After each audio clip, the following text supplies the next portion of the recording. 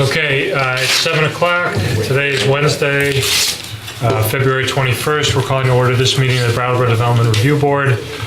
At every single DRB meeting, I give opening remarks. Many of you have heard them before. I'll try to get through them quickly. This explains how this is all going to work for those of you that are new here. At the DRB, we hear applications for land development in the town of Brattleboro and appeals of zoning administrator decisions. Procedurally, the Development Review Board operates on the record. That means that we take a clear record of testimony from the applicant and any interested parties, and then issue a written decision with our findings. Applicants and members of the public should be aware that as we're on the record, this is your opportunity, and your only opportunity, to comment on and provide evidence relating to an application. In the event our decision is appealed to the Environmental Court, the court will not take or consider new testimony or evidence at its hearing. It'll look at our hearing and the evidence that we took, the regulations or applicable law, and determine if the evidence supports our finding and decision. Only interested persons that participate in this proceeding tonight can appeal a decision made by the board. So I strongly encourage all of you to speak up if you have something to say about one of the projects. As we're on the record, I'm going to ask that any person who thinks there's even a slight modicum of a chance that they're going to testify or ask a question or otherwise speak on the record, raise their right hand and I'm going to swear you in. I'm going to try to do this all as a group. If you change your mind later, you have to let me know so I can swear you in then, or else even though we're recording, you're not on the record and your evidence, your testimony is not evidence. So raise your right hand if you think you're going to talk. Do you hereby swear or affirm that the testimony you're about to give in the cause under consideration will be the truth, the whole truth, and nothing but the truth under the pains and penalties of perjury? Yes. Okay. Applicants require a majority vote of the full board to succeed, which means 4 votes out of 7. As you can see, we do not have 7 board members here tonight, but you still need 4 votes for an application to be granted. When we don't have a full board, what we generally do is we ask applicants if they want a weather report, if they want to just continue and try to get a full board, or if they want to simply proceed with the amount of people we have, which is 6. We'll give each person the chance to have a little dialogue with us on that subject. After taking testimony, the board will close the public hearing and may vote on your application. The board will issue a written decision within 45 days of the close of the hearing. While we may vote on an application, it is the written decision that controls the timeline for appeal. It should be noted that the town of Brattleboro is a party with an interest in land development applications. The town has no special status before this board. Documents provided to the board by the town planning department, town attorney, or any other town departments are considered in exactly the same way as information from the applicant, an abutter, or any other interested party.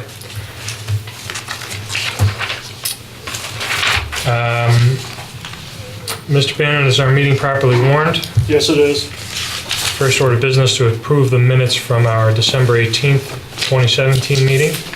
Can I have a motion? Second. Any discussion? Hearing none, all those in favor? Aye. Any against? Motion passes. Any disclosures of conflicts of interest or ex parte communications?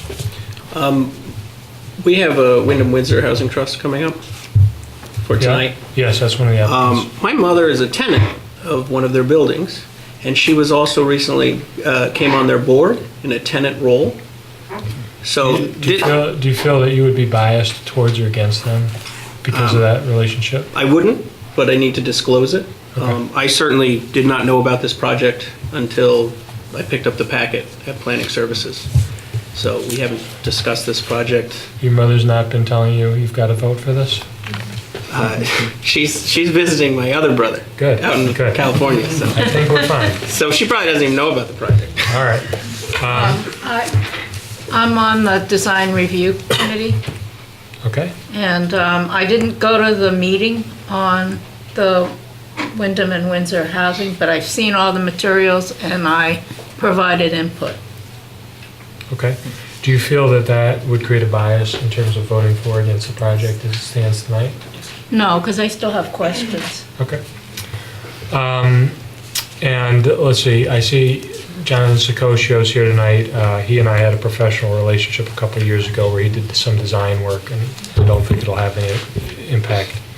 I think he works for Stevenson Associates, who did both 2018-4 and 2018-5, but I'm comfortable going forward. Okay, well, we'll get started here with application 2018-1, the first application of the year 2018. Emily and Harmeet Singh Murphy Kaur. I hope I didn't butcher your names. If you could just come up to the table here.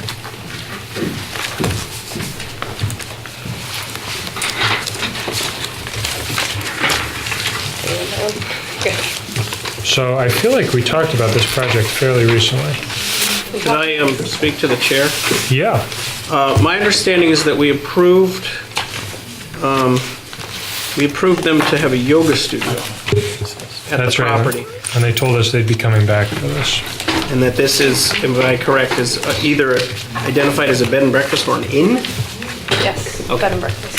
Hey, could I just ask you a question? Is bed and breakfast inn, is that sort of synonymous with inn? It's not the same? No, inns are larger. Inns are larger, okay. Well, anyway, tell us a little bit about your project, please. So my husband and I are acquiring a property at 241 Quails Hill Road, which we'll be closing upon this week. And we're interested in starting a small bed and breakfast there that is, has an accessory use as a yoga center, or yoga studio and meditation studio. And that studio's already there.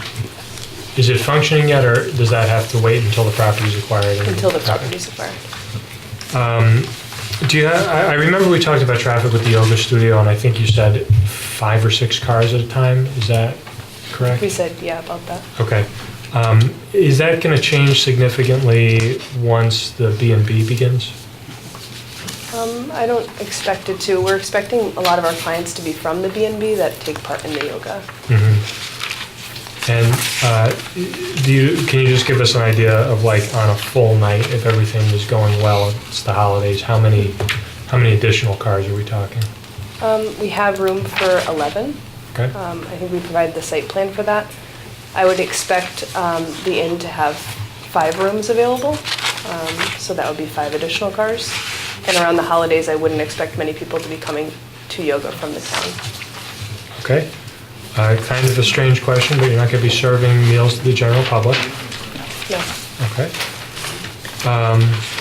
Sorry. So you guys are planning to live there? Yes. Because I noticed at some point in what you presented us, you said that you were looking at this as a home business, right? Yes. And that requires you to Be in the home. be in the home. Yes, we dealt with that recently.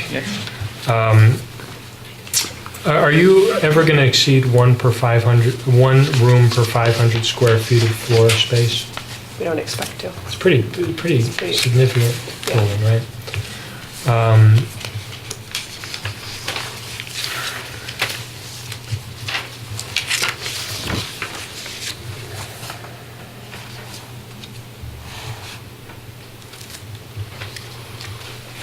Is there any plan to try to eventually have anything like a restaurant or spa or an event space? Not at this moment. Okay. The reason I ask is because it seems to me that, based on your application, your answers to these questions, that it's likely you qualify both as a bed and breakfast and as an inn. You've got less than 6 rooms, no meals to the general public. Is that something that you've thought about at all, or are you fairly content with the bed and breakfast designation? I mean, we're fairly content with the B&B. Okay. I also think since we're going to be residing at the property, we figure permanently. I don't know that there would be room to expand the number of rooms, so it's not something we've really considered. Okay. And our conditioning this on the transfer actually happening to you or a corporation that you folks establish, that's not going to cause a problem?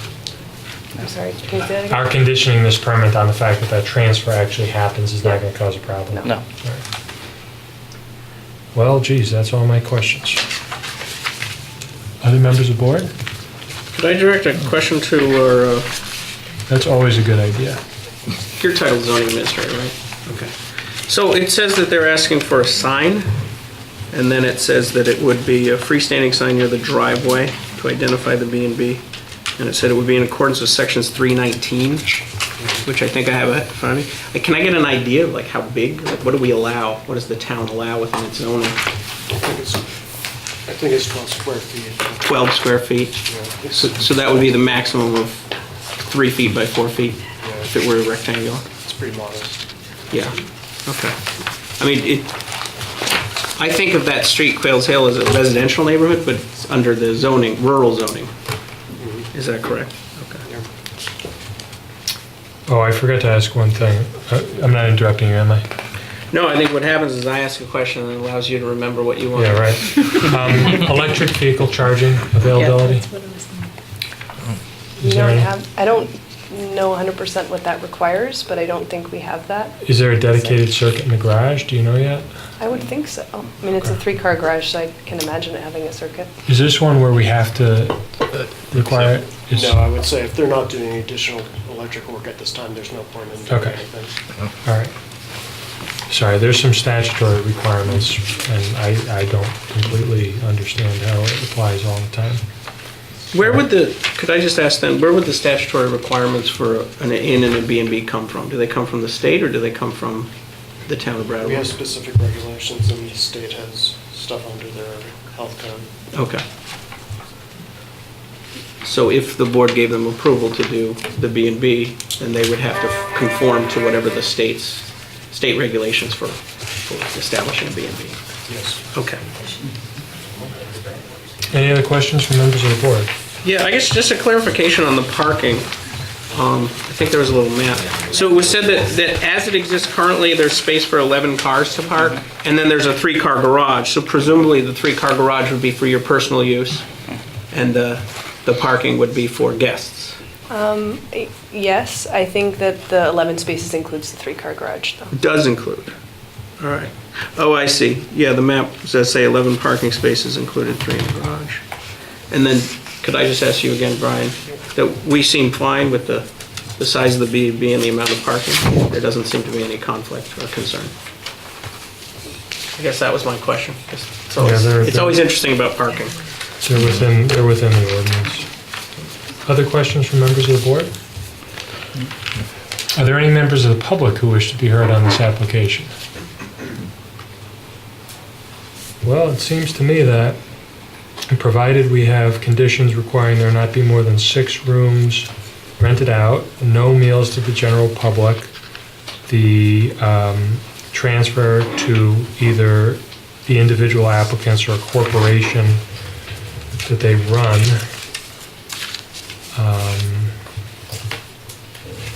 Could I ask one more question, or is it too late? No, it's not too late. I hate to harp on parking. I've only been on this board for a while, so again, I'm full of questions. Side diversion, the Brattleboro Music Center, I take my daughter there for piano lessons, and when I park, there's printed out signs that say, turn your headlights off. Because when you're parking, apparently, and I'm curious why it never came up in some sort of review. Oh, it did. It did. It did? Oh, yeah. It did. Oh, yeah. Okay. But I presume the reason those signs are is because when a person parks with their headlights on, and many cars have daytime running lights, it shines into the neighbors. Yeah. So again, just with parking, it's a question of if the board is going to allow a bed and breakfast up in this neighborhood, which currently doesn't have any businesses, do we foresee any concern with when cars are pulling in or pulling out that lights may shine on any neighbors? That would be my question to you, because it seems to me like, is it already dealt with in here? Or? No, but I think they've got about 1/10 of a mile between each neighbor, Okay. right? And we have a You can good tell us that better distance. than we can. Additionally, there's woods in between. Okay. Yeah, it looks isolated to me. It's really And the isolated. entire property is on a slope, Yeah. so even if you bright your lights, Yeah. so the neighbors are way down, or way Okay. below. Yeah. Okay. I just. It comes up frequently, it's not a bad Yeah, question. no, it's good. Well, I was just curious just to make sure that wasn't an issue. Okay, so just to be clear, no comments from the general public. Hearing none from the general public, I respectfully move that we approve this application with the condition that there be no meals to the general public, no more than 6 rooms rented, available for rent, and contingent on the transfer of the property into the ownership of Ms. Murphy Cower and/or Mr. Singh or a corporation that they control. So moved. Second. Any discussion? Hearing none, all those in favor? Aye. Any opposed? Great, motion passes. Have a Thank nice you. day.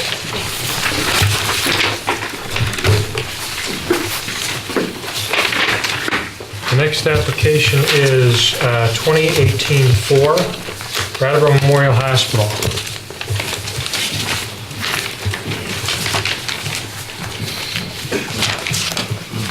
So you have your own folder.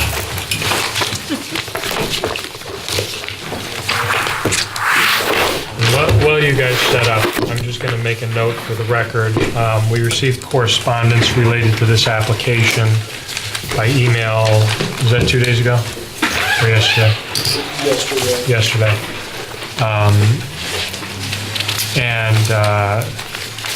Has that been copied to the applicants?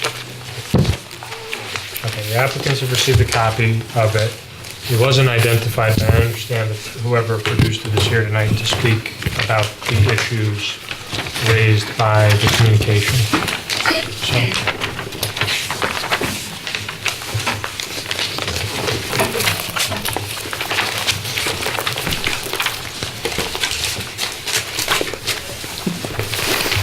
I just want to check with our mobile camera person.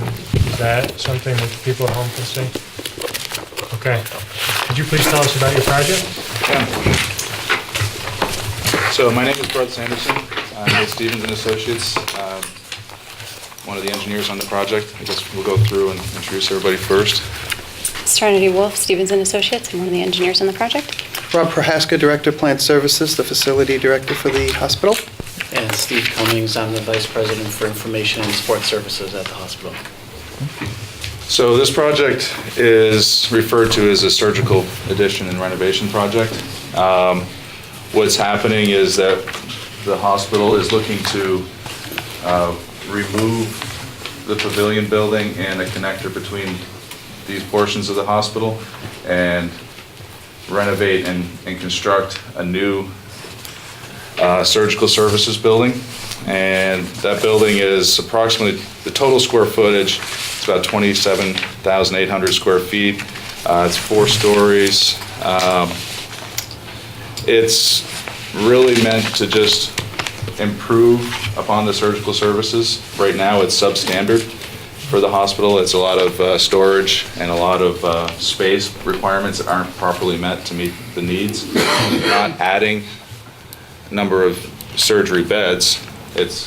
But one thing that they are doing is they're actually going to create a couple floors that are not part of surgical services. One of it is its offices is for the surgical services. Medical office space. And then there's another one that's going to bring the patients and staff from 43 Fairview Street to this site. But they're not. 53. Sorry, 53. I'm sorry, I didn't understand that. Yep. You said there's medical offices, and what's the second thing? The second thing is they're moving a practice from 53 Oh. Fairview to this location, basically. Got it. And that's going to occupy one of the upper floors. The sense is that we're not actually increasing the number of, aside from the Fairview practice, we're not increasing the number of patients or the number of staff to make this happen. Oh, I'm sorry. We go ahead. No, I don't mean to interrupt. I want to let you do your presentation first. So from a site perspective, this is Maple Street. The main entry of the hospital is over here. Again, this is the pavilion building that's behind everything. This all gets removed, and the darker section here gets added in and replaced. And this goes up, and I'll show you what the facade looks like in a second. This is the existing parking lot for behind the Richards building, and there's a connector that goes to Maple Street, which is it's gated off, but it's really for fire access. And only thing that's taking place there is we're going to use that for staging, for construction staging. Otherwise, it's going to go back the way it is. In front of this building, we are looking at, again, this is going to be staged for construction, and what we wanted to do is improve this ultimately. So there's an access point here, which is not a main entrance, it's actually more of an exit for the building. and we're providing an exit back out to the sidewalk, and this is the major parking lot for the hospital. And you'll see that there's a gazebo in this courtyard area. The point of that gazebo is we're trying to use some historical elements of the pavilion building and incorporate those in the pavilion, and also tell the story of the hospital with like a kiosk or some sort of historical documentary of the hospital in there. These are basically sidewalks. They're just going to connect to the existing sidewalks. So from the site perspective, the major portion of this project is really just the building itself. There really are no new major elements from the site perspective. To give you a sense of what it looks like, this is the main entrance to the building right here, where the ER and the front entrance is. This is the addition.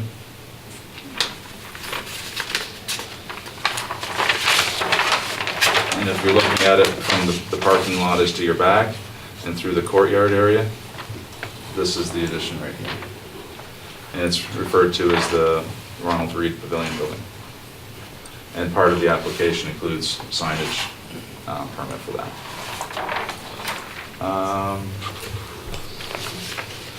You guys anything? I guess at this point I'll entertain any questions. Right, just there are some other views down Right, there, I oh, see. the back street, Looking yep. from Maple Street. Yep, go ahead.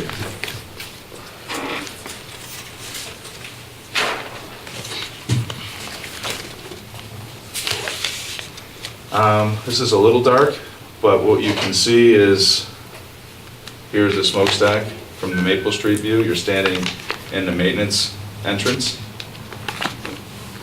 This is the area of, there's no building there at this point, but this is the area of the building. And this is the building in the background with your back to Maple Street, standing in the maintenance driveway. It's the existing vegetation, and just the maintenance area itself will actually, won't completely screen it, but it'll partially screen it. And I believe there's one more still. There we go. So standing in Maple Street again, here is the driveway that goes to the Richards Building parking lot, and you can see this is the addition right here. Will most of the construction be, supplies and everything, be coming off Maple Street, or? I believe it will be. Because of the drive-through underneath the Richards Building, you would have to, the supplies would come by truck, and it'd most likely come from that direction. Could I ask you to bring up that large photo again? The first one? The first one? No, the one Before? the one you. This one? Yeah. How do you refer to the main building? Does that have a name? Sort of the large structure. On the left? Yeah. Yeah. That would be the main hospital. It's just referred to as the main hospital. Yes. Yeah. And then could I just ask you a question? We have a lot of these plans, and then what is the orientation? Which that's what I'm trying to wrap my head around. Yep. Like you seem to have a sort of a south-facing, Right. almost a no-window wall with the proposed signage. There's a arrow down here. There's Oh, is there? at the corners. There's a magnetic compass. Oh, I see. Yeah. So we don't have it. Are you good, Ian, or do you need help? I guess, is the shaded area what already exists? So I'm reading this right? So that is the smokestack, Okay, and this is the front from the courtyard. So this is the Maple Street side, this is the Belmont side. okay. So all of this is renovated or new. This is what we're talking about, shaded area stays as That's it correct. is. Okay, that helps a lot. And then you had mentioned the proposal is going to be 27,800 square feet? 27,875. Okay, and then what is sort of the square footage of what exists there now? I believe it's about between 3,000 and 5,000 square feet. This is the total approximately. floor area. So each floor, if you add them together, gives you that total. Oh, but So I the just meant in footprint is terms of, roughly 4,000 for the new section. so the proposed renovations or rebuild would add about 4,000 square feet? No. No. That is what the footprint, that's what this footprint is. Per floor. Per floor. Okay. So if you go up, Okay, but are you adding a floor? Like, Several floors. Two floors. okay, so it's a two-story structure that is being proposed to be replaced as a four-story structure. Yeah. Yes. Okay, that, Counting the it just basement, helps yes. visualize. That 4 stories includes the basement. That's right. Okay, so you would have 3 stories above grade, I guess is how you Correct. refer to it. Would that basement story, would it be underground even on the Maple Street side, or? I'm trying- It's buried on this side, but it's exposed on this side. On the Maple Street Yeah. side, okay.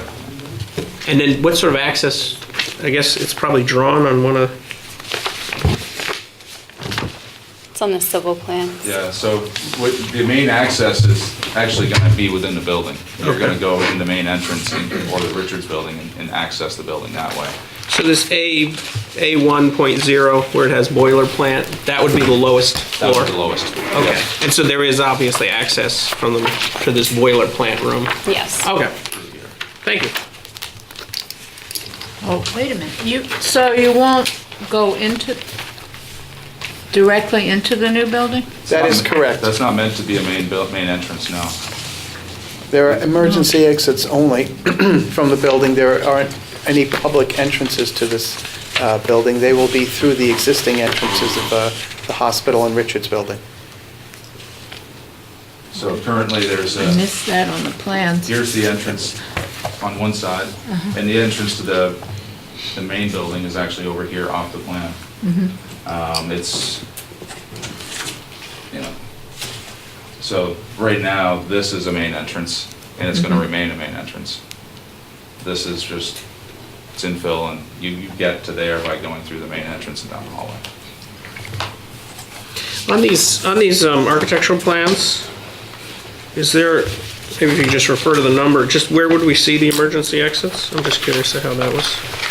So they're on the A1.0 sheet, Okay. and you'll see the door swings.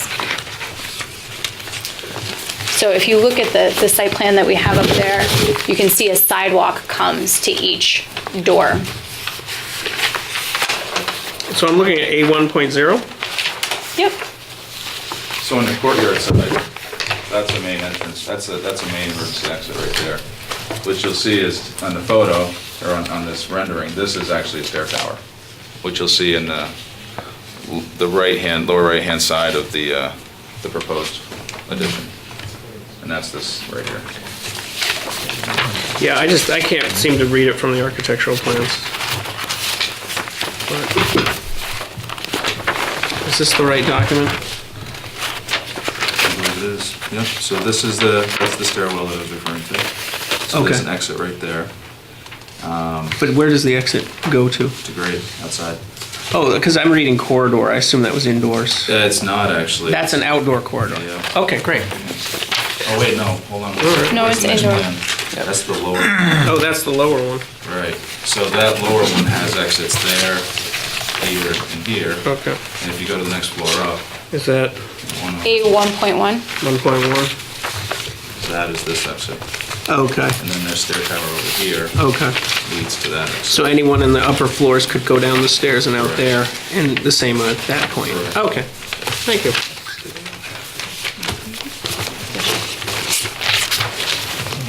Can you leave that open for 1 second? One of the suggestions from the planning office was that I don't know what to call it, the shrubbery was insufficient, and they wanted street trees, I think, here. Yeah, it's a little unclear to me. So, James, that's more along Belmont. Am I mixing up the two streets? I thought this is the Belmont. This the isn't- Belmont Belmont side. side. This is the Belmont side. But this is an internal courtyard to the campus. Yeah, in that photo, if you could pull back, you would be right there in the main parking lot, is that correct? Correct, Yeah. correct. Oh, was what the planning office was trying to suggest that street trees should additionally be out towards the road to shield the building? Oh, it's along the street itself and off this site plan is what you're referring to, right? Well, no, I don't know what they were referring to. That's sort of, Okay. I'm That trying to is what flesh that it's out. referring to, is there used to be some street trees along Belmont. They've been removed in part to do handicap access. And we're suggesting that they should be replaced where that's feasible. So that as you're driving down Belmont, there's a little more of a screen of the building, even though it's 80 100 feet back. Yeah, just to maintain the residential. You've been so nice to come over here. This is the campus map that has some color. It's kind of nice. Could you circle so I'm really clear? Because this size of the shape of the structure is so That's the odd. existing structure. Yeah. So this sits right here. That's what. Okay, And it goes right to there. I see what you're saying. And the street trees, I believe, are the ones that are. Yeah. So what it is it's really, in a certain sense, utilizing more of what's available That's correct. than this odd structure that exists. Okay. So my question is, I know the trees are taken out. Yeah, I Is just the couldn't thing that caused them to be taken out something which means that they can't be replaced with something that works? Is there no longer any? So if I'm understanding you correctly, Brian, you're talking about the area between 55 Belmont and what we would consider the main drive, that area there. And just to be clear, this is not his idea. Okay. This is from the planning office. Okay. But sometimes he helps me when I don't understand things, so. Okay, thank you very much. So we did have some pine trees there that have died over the years. A lot of it being from snow plowing and such. So this past fall, what we did there is we did add some fencing and we did put some arborvitae there. The idea being that the fencing would help protect the arborvitae and allowing the arborvitae to grow there between the fencing. So that's kind of what we've done to shield the parking lot from Belmont. It's a fence with a little bit of design to it, but its principal purpose is to try to protect the trees as we plow snow. What's the height you're going to allow the arborvitae to rise to? As high as they want to go to. We've had, I'll tell you, we've had, depending upon which arborvitae we buy, we've had some that are actually growing in a shaded area behind the medical office building that have shot right up, and we've had some in areas you think they'd shoot up, not shoot up. So we'll have to wait and see what this particular ones do. Okay. And I'm not much of an arborist. Am I correct that these will get to about 8 feet, maybe under ideal? They can get higher than that. The ones we have, the ones I'm talking about that have shot up are probably close to 20 feet tall. Okay.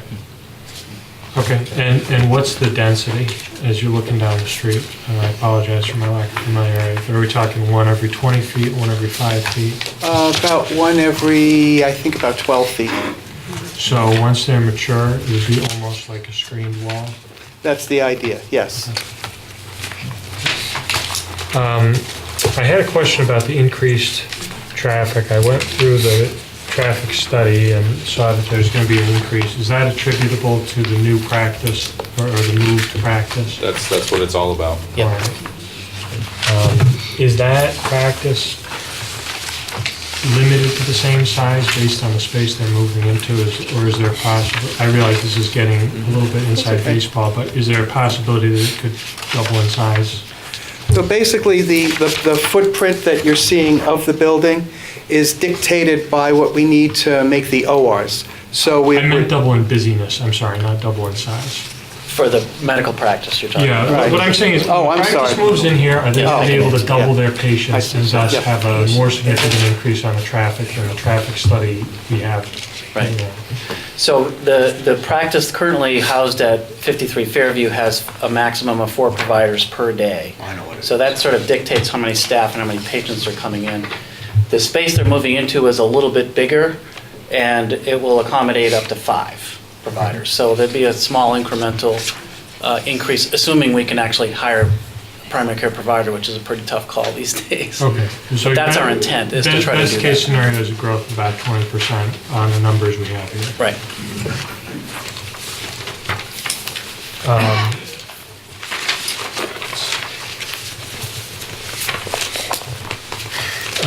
I went through the sound study, and I assume you guys are aware that there's a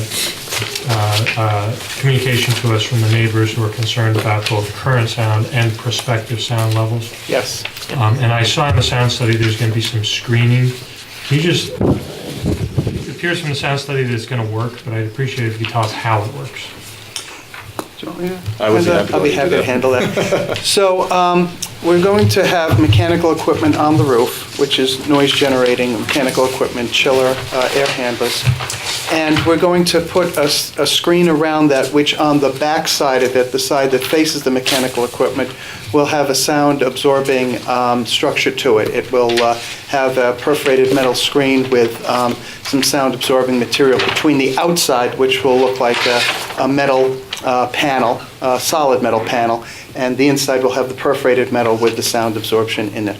Is it taller than all the sound? Yes, you won't see the equipment from the street. The idea is to visually shield as well as provide a auditory shield to Maple Street and Belmont Avenue.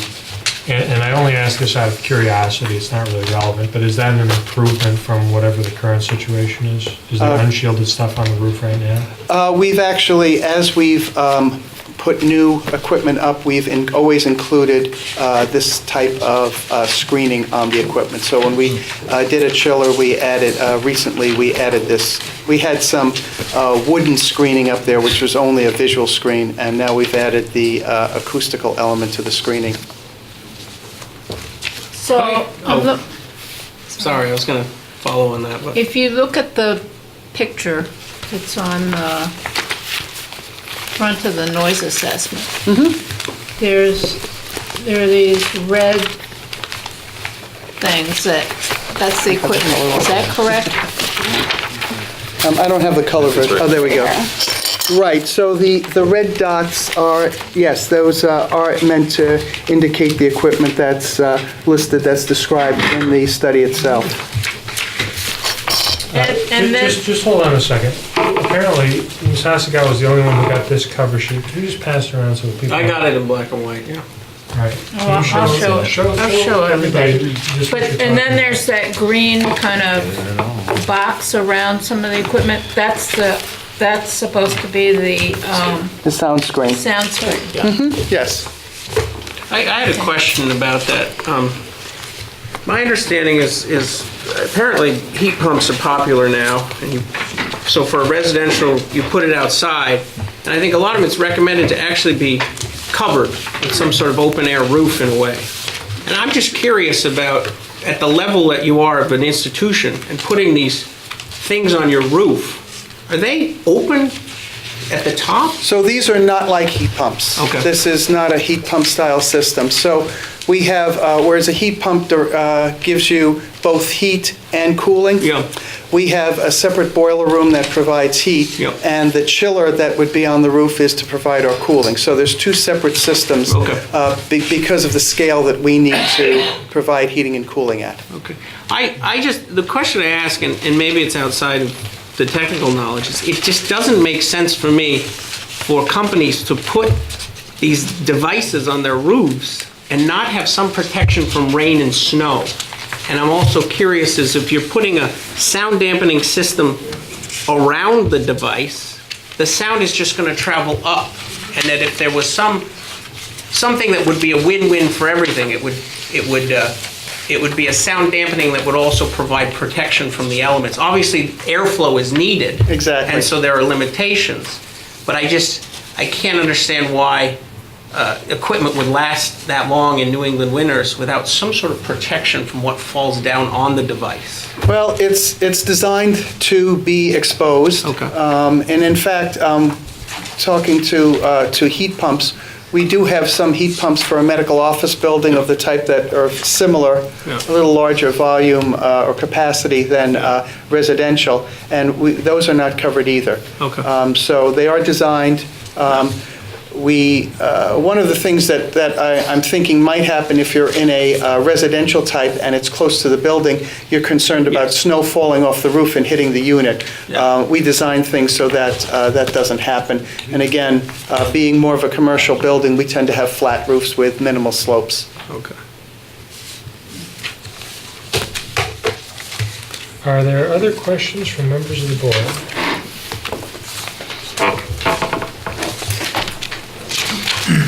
Is that raising your hand? Oh, I was handing some paper. I have a question that raised my hand. We've got this paperwork that's to the Brattleboro Planning Commission raising concerns about lighting and noise, and I can't tell who wrote it, where it came from.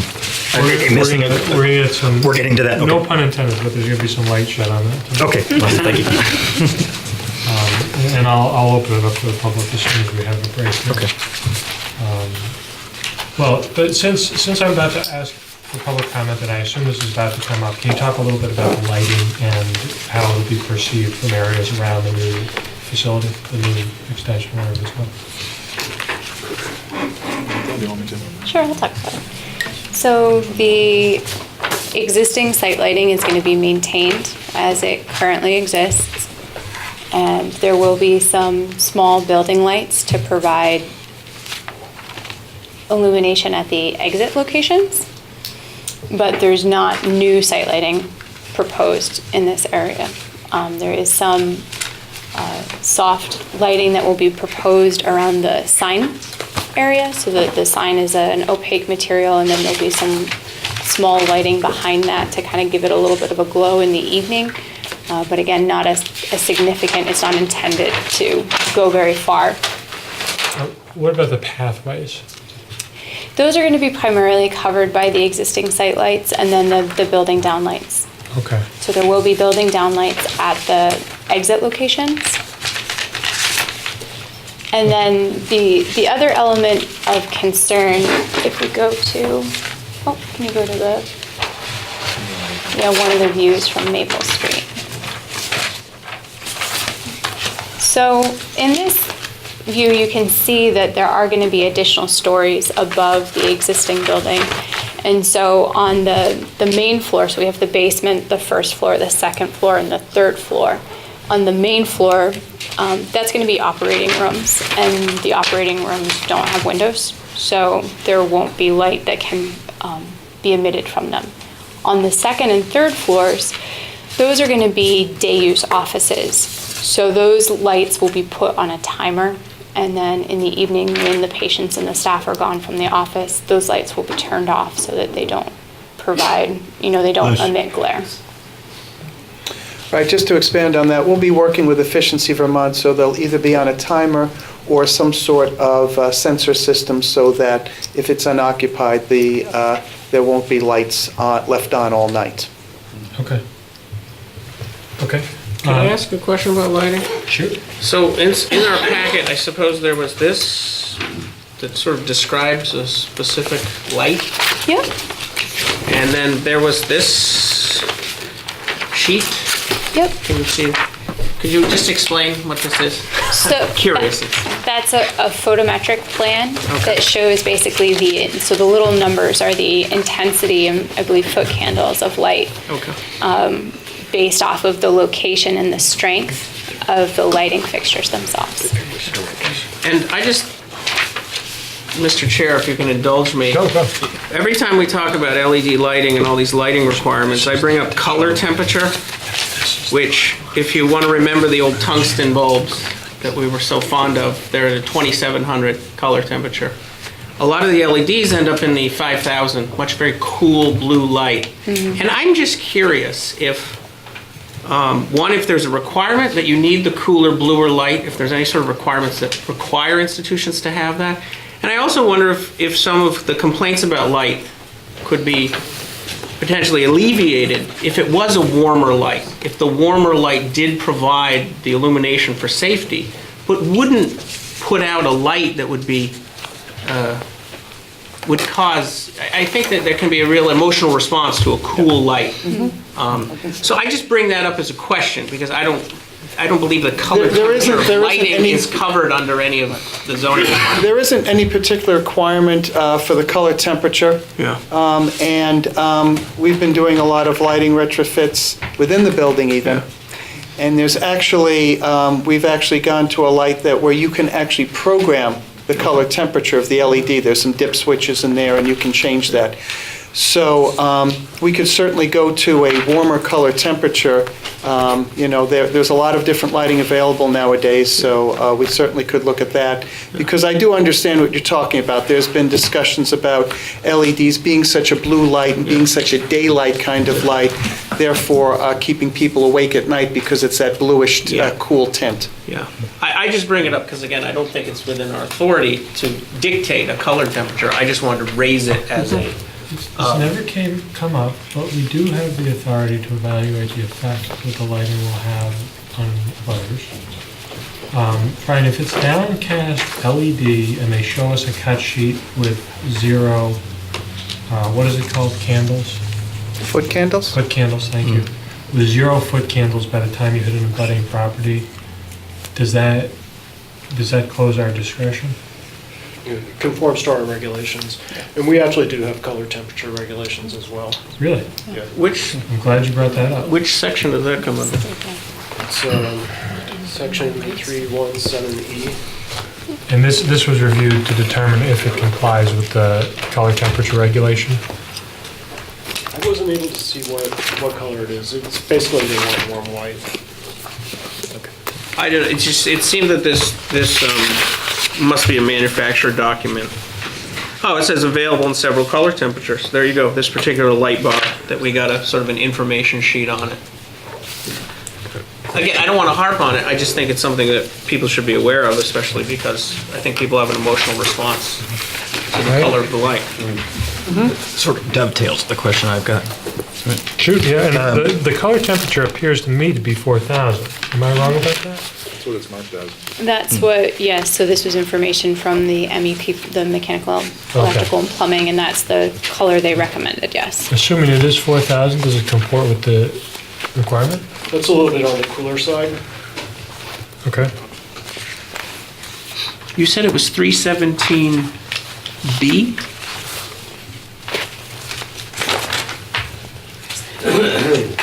I guess it talks about lumens, but not color. But you'd have no objection to warmer light. No. I don't know anything about lighting. What's a warmer light? Fluorescents tend to be cooler. Well, no, I know what cool and warm are, but what would we require? In terms of as a Kelvin, condition? Yeah. what is this, what is the town specification of preference? It just says warm white. I've interpreted that around 3,000.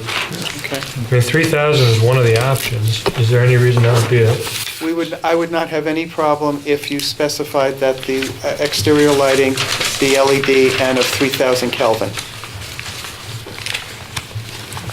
We wouldn't push for 2,700? It mimics the old tungsten of old. Well, let me ask this. If it goes Yeah. to 2,700, would it change these cut sheets so that they're no longer accurate? I haven't looked at them that closely, to I be think honest with you. I would need to, so I'm not an electrical engineer, but, so I would want to check back with the electrical engineer to make sure that this doesn't impact the photometric plan. That's my only concern. My understanding is it doesn't matter what color temperature, if the lumens are the same, the total light will be the same, it will just be the color of the light. I could be wrong. but Well, let's that would take be some my public guess. comment. I imagine there's people with thoughts on this application, and I want to give them the floor here. And we can always come back to this, because we'll have another chance. So, members of the public, if you're here for the hospital, and I have not sworn you in, please get sworn in, otherwise your testimony does not count. Does anybody want to be the first one up? In the back, if you could come to the microphone and just say who you are, this is so that we have a record. For the record, I'm saying that I will choose not to be shown. That's fine. I'm a neighbor, just behind the hospital. What's your name, please? I'll give it to you in writing. I made the stamp, and I'll give it to you in writing. I have a reason. Okay. I can explain to you later. That's fine. As long as we have the ability to confirm that you're actually an interested person Yeah, I'll under give the it- definition of law, I can that's, come over now, but I'm not going to. that's fine. So anyway, you're in a butter. Go ahead, pardon me. What you have in front of you is a letter of a conglomeration of ideas from at least 4 households on Maple Street. And I did the writing. And just to be clear, this is what was emailed to us a couple days ago. No, you didn't email or anything. Oh, it got from the town to us by email. I'm only saying this so that we have an identification of the document for the No, record. this is a letter that was on your desk when you came in. To, You see it from here. is it this? That's correct. I emailed it to them earlier. It's the one that says Okay. 1 lighting and 2 noise. Yeah. Okay, just so, Yeah. okay. That's fine. That was the- right. So that was, so something I hope that you had an opportunity to concede that you have voted. So I'm going to make a statement and then we can talk further. I'd like to make it clear that support for this permit is not in question. However, the campus is located in a neighborhood and quality of life has to be considered for neighbors. You have been given a letter with requests, and I see that you've been attending to it. Zoning has excluded and given exceptions for BMH to consider itself part of a neighborhood. But in actuality, it is a neighbor by location. And just as we have expectations and even a town code of ordinance for us to follow, we request, not unreasonably, considerations to traffic, noise, and lighting, and other factors which in the past has severely affected quality of life for us. Consideration of neighbors for this 2-year duration of construction must be determined. My comments now are mainly about the permit, with an ultimate request that permitting be delayed until further accurate information is shared and resolved with neighbors. And let me just interrupt you for one moment, and Brian, correct me if I'm wrong. I don't think we have say in how the construction happens. The design of the building and the use we do. Am I right about that? Yeah, you have performance standards have to be maintained, but Right. Okay, sorry.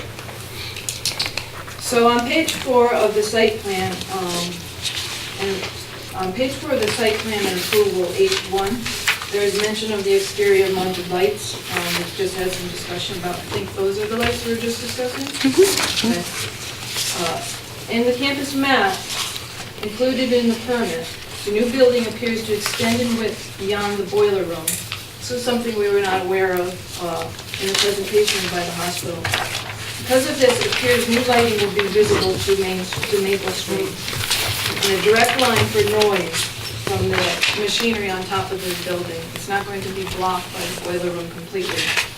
There is already extreme light pollution within our homes.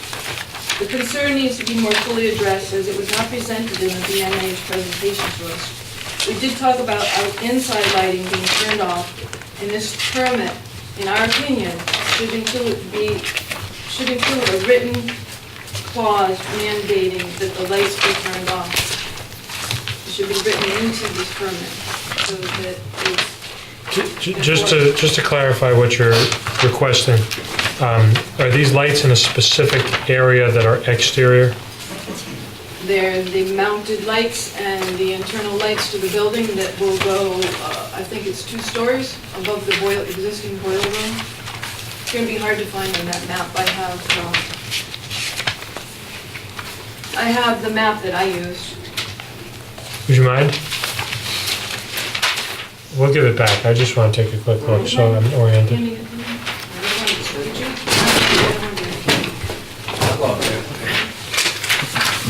Thank you, Mr. Zucker. no problem. So it's at the bottom of the page that you all have it. So you've got this circled with blue where you're concerned about the exterior lights? Well, in the presentation, we had assumed that the lighting and the building itself would be completely covered by the boiler room. In this map, it appears not. This is something we were aware of. So, Can you return that to me? Go ahead. Sorry, I'm listening to you.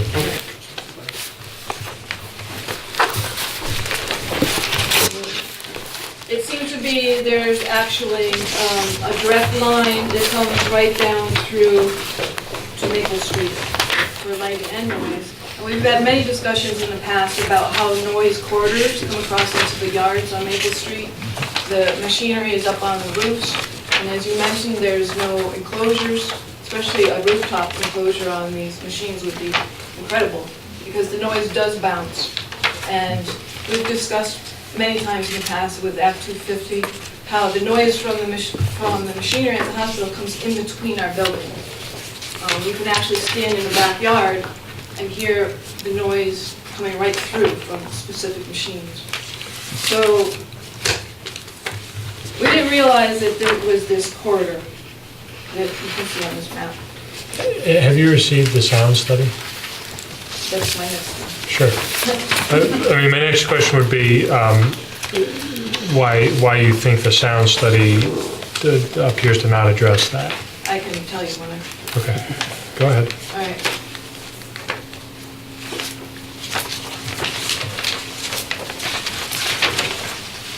On the page with performance standards, I think it's page 5, number 1. Several references in this permit, which is available in this building, refer to an enclosed RSG traffic study and a noise study, but these are not included in the public permit, so we could not access them. The permit that's down in down the hall in the office. A noise study is something that has been repeatedly requested throughout the years. Act 250 finally required this, and it should be immediately sent to abutters and of course made available in the public permit. This study is disputed because the machinery, airflow units, and fans, which are regularly heard on a daily basis, were turned off at the time. The reduction of noise for this study was witnessed by neighbors. There were only 3 machines on for the study, and they were at the lowest noise reduction. Can I just ask a quick question? Did you witness this? Pardon? Did you witness this? Witness what?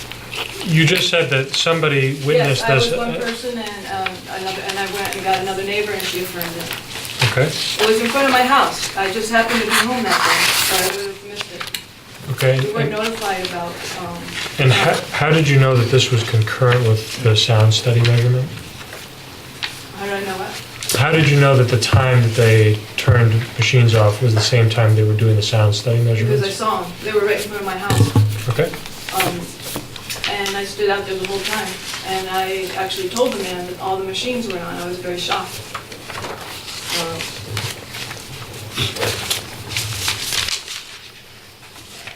So, excuse me, you're talking about the existing machinery, I'm right? talking about, the noise study for the existing machinery.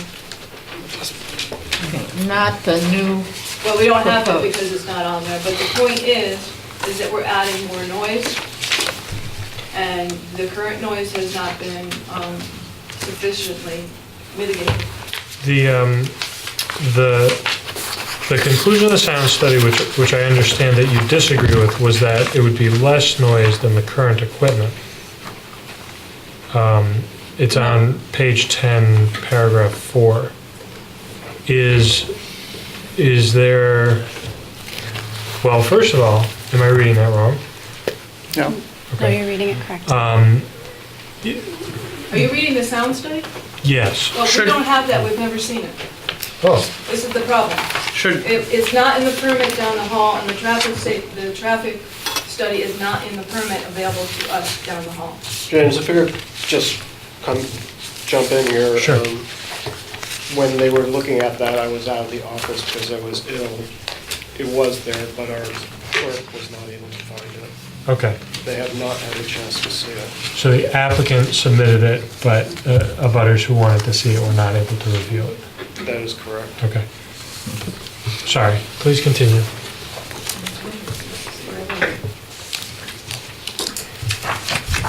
So we would like another sound study before there's any new machinery added onto the roof. There is a big problem at the moment because we had 22 signatures and a letter requesting that the newest air conditioner be completely covered, and it was not. It was only covered on the sides and the machinery open to the existing building that they're going to knock down. And the machinery is right there, it bounces off many corners. And we've had discussions about it, and they're just refusing to cover the end where the machinery is. It's not surrounded on 4 sides, it's only 3 sides. And it is open air, and noise, as he said, comes up. The problem is that these machines are on top of the roof, there's nothing to block them, they come across. And so the issue is that they're adding further machinery. We've requested specifications about the soundproofing for this new machinery, and they've never gotten back to us. This is only about a month ago in their presentation. We would like to see the specifications, we would like to have input. about the quality of the soundproofing. But anyway, I'm going to keep reading.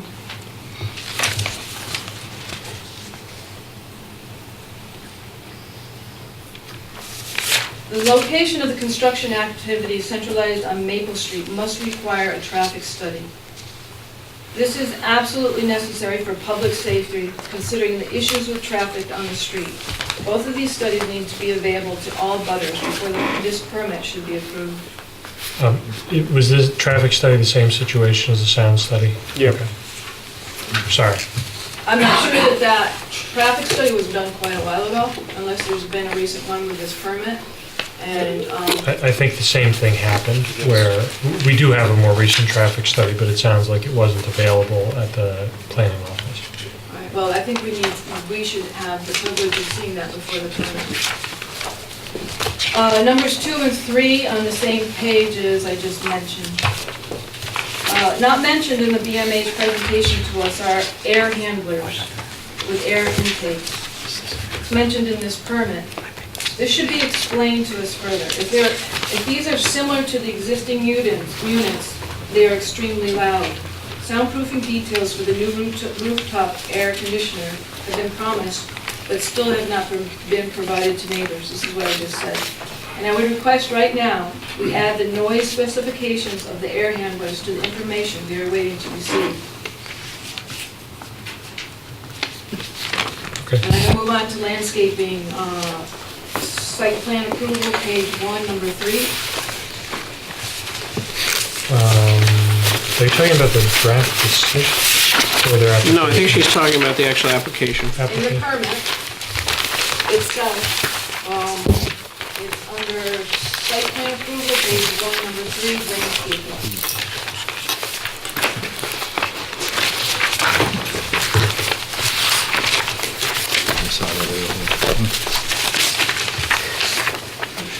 Lighting and landscaping? That one? Landscaping. It's number 3, we already did the lighting. Page 1. I'm sorry to be confused. We have a few things with multiple pages. Which document are we referring Landscaping to? site plan approval. It's under site plan approval. So, Page 1, number 3. Right here.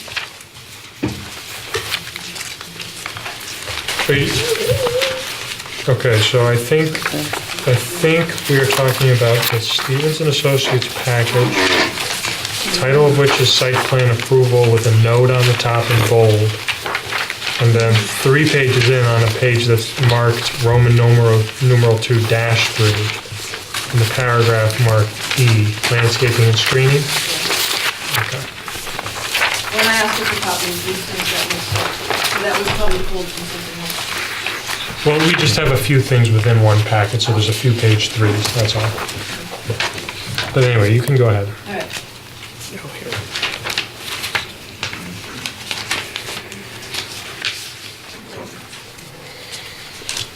This is stated that views from Maple Street will be buffeted by the existing Thompson House and the proposed landscaping. Neighbors should make the decisions about what type of screening and landscaping should be chosen. In the past, this aspect of permits has not been effective because very small trees and bushes were used, many of which have died. The Maple Street side of the hospital owes its current slightly improved appearance to neighbors' many requests through the years to improve eyesores. So what you would like is a larger screen from the Maple We Street would side like of this? total input. We've never had it before about the landscaping, the size, particularly the size of the trees that are meant for buffering. mean, we've I had- understand, but the overall goal is bigger screen, bigger, more continuous. Right, with us at least being part of it so that 2-foot trees aren't planted. Okay, We've never had complete input into the landscaping, and there, many years, this former person in the building here could attest that that side of the building is extremely ugly and neglected. But mostly this is for buffering purposes. I understand. So one last paragraph here. We concluded with the BMH presentation to us. We've only vague idea about the mess that will happen with the deliveries, private vehicles, and construction trucks. We need to continue the discussion and develop a mutual written agreement to this major problem so that this 2-year construction will be safe and livable for us. We have gone through this before with the Richards Building, and it was not good. To begin with, a sign should be required by this committee to be in front of the delivery access road that states, "No deliveries before 7 a.m., no idling, no parking in front of homes, turn off lights." This is very important. We have been told that there will be 11 hours a day available for construction for 2 years. This is way too much for a location in a neighborhood where people should be able to expect to use their homes and yards and not flee. This time needs to be reduced, as well as a mandate written into this permit that no construction trucks or construction activity will be allowed on the grounds. The heart of this construction project is located in the Maple Street parking lot. This is the heart of the neighborhood. The construction center needs to be located in several alternatively available sites on the campus where there are no homes or traffic safety issues. I conclude with my comments with this statement. Speeding on Maple Street and dangerous conditions with delivery trucks and vehicles going in and out of a parking lot that extends right onto the street where there's many conditions. I would like to further our discussion about this with traffic on Maple Street and the congestion that will happen, and we can give you details about that. There's delivery trucks that start hopefully at 6:30 in the morning, which is way too early. We'd like to move that up to 7, considering there's going to be, who knows, how many additional trucks coming in for 2 years. There's going to be an enormous amount of activity in front of our homes, enormous. Already, there are delivery trucks that wake us up every morning. I am woken by the beeping. It's like an alarm clock. Every single morning. We've recently had negotiations with the hospital to have weekends off from deliveries.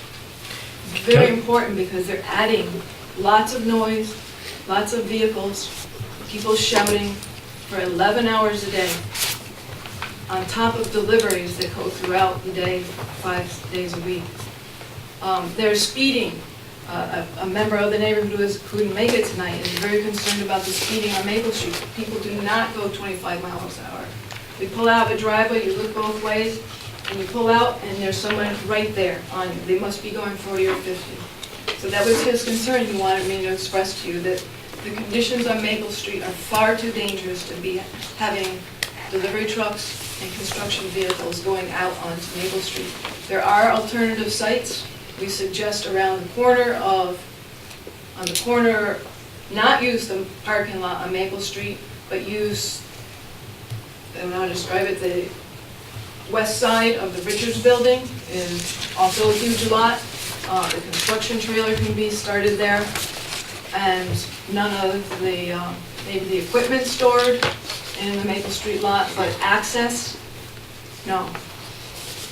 Can I ask you a quick follow-up to something you said earlier? You said you or somebody has an opinion as to what the buffering should be, what kind of species.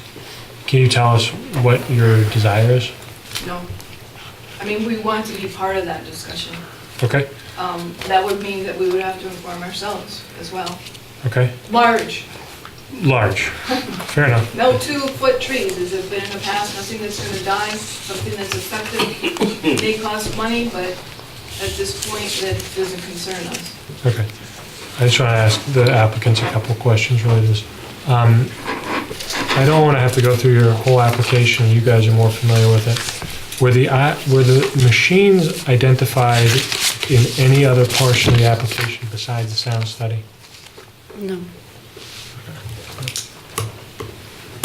What do you refer to as machines? The air handler Air and handling, chiller okay. and those things. Question for James or Brian. I assume that anything already pre-existing isn't our purview, right? That is correct. Okay. Okay. The reference to pre-existing is an Act 250 mandate that further machines cannot be added until the current situations are mitigated, which they are not. and haven't been. Okay. And there's a big problem with the current air conditioner that will be open air, bouncing right into the new wall. Right now, it bounces off to the wall equal. This will be 2 stories higher. It'll be bouncing off. If you go, you should go and look at the roof of the hospital and see all the open machinery. There are air intake valves or outflow valves that are in the wall on our side of the street. There are horrendous noise blowing out, and I'm assuming those are the same type. I don't know. What building has these machines that are making so much noise? It's the main hospital and above the boiler room on the Maple Street side. There are existing machines, very antiquated machines on the roofs. If you went up onto the, say, the mammogram office or something and looked down, it's a mess. And nothing is covered except 3 sides of a new air conditioner, and not 4 sides, and he suggested no roof. Just a bouncing all over the place, and then it comes through the corners. It's miserable. I've recorded 69 decibels in my home at one time. There was a machine that needed only a simple screw or some kind of fix that went on from March to March. It sounded like a jet engine. Some of the people sleep in the cellars. At that time, I had to go in the cellars. It was a simple fix. The Thompson House is always available to us when there's noise, and they fix it. I just want to make sure we get comments from everybody here. So I'll have you back up if you have more stuff to say, but I want to make sure everybody gets a chance. Are there other members of the public who wish to speak to this application? We should mention that it's 2 years. Nobody's here for the hospital? You don't care to go up. Okay. So would you guys like to respond to some of the issues that were raised by, I don't know her name, but the person who's in butter that just spoke? With regard to the sound study that she started referring to, we could give a copy of that. That was done for the District Commission. It was witnessed by the District Commission, the latest sound study, and it will explain if and why anything was turned off. I will say that that sound study was done as a result of our last installation, which was behind this screen here, and that was completed in December. And the District Commission asked us to immediately do a test, and we said, that doesn't make a lot of sense because in December we're not running that piece of equipment. So we specifically waited until May, when we were running the piece of equipment, to do the sound study. And you're referring to the Act 250 Commission? That is correct. Okay.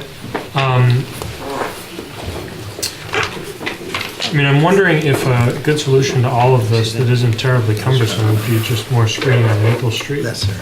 Is that problematic? Yeah. When you talk about screening, what kind of screening are you talking about? Street trees, large foliage. There are a fair number of maple trees on the street now. We have, in the past, talked with our neighbors. We have added screening. The picture, well, the one I just pointed to is an actual picture existing. The one below is a rendering. No, right there, Bert, the one on top. So that's an actual picture as things stand right now. We're willing to add more trees in locations. Are they all conifers? Most are. But they're a mix. Those are deciduous, yeah.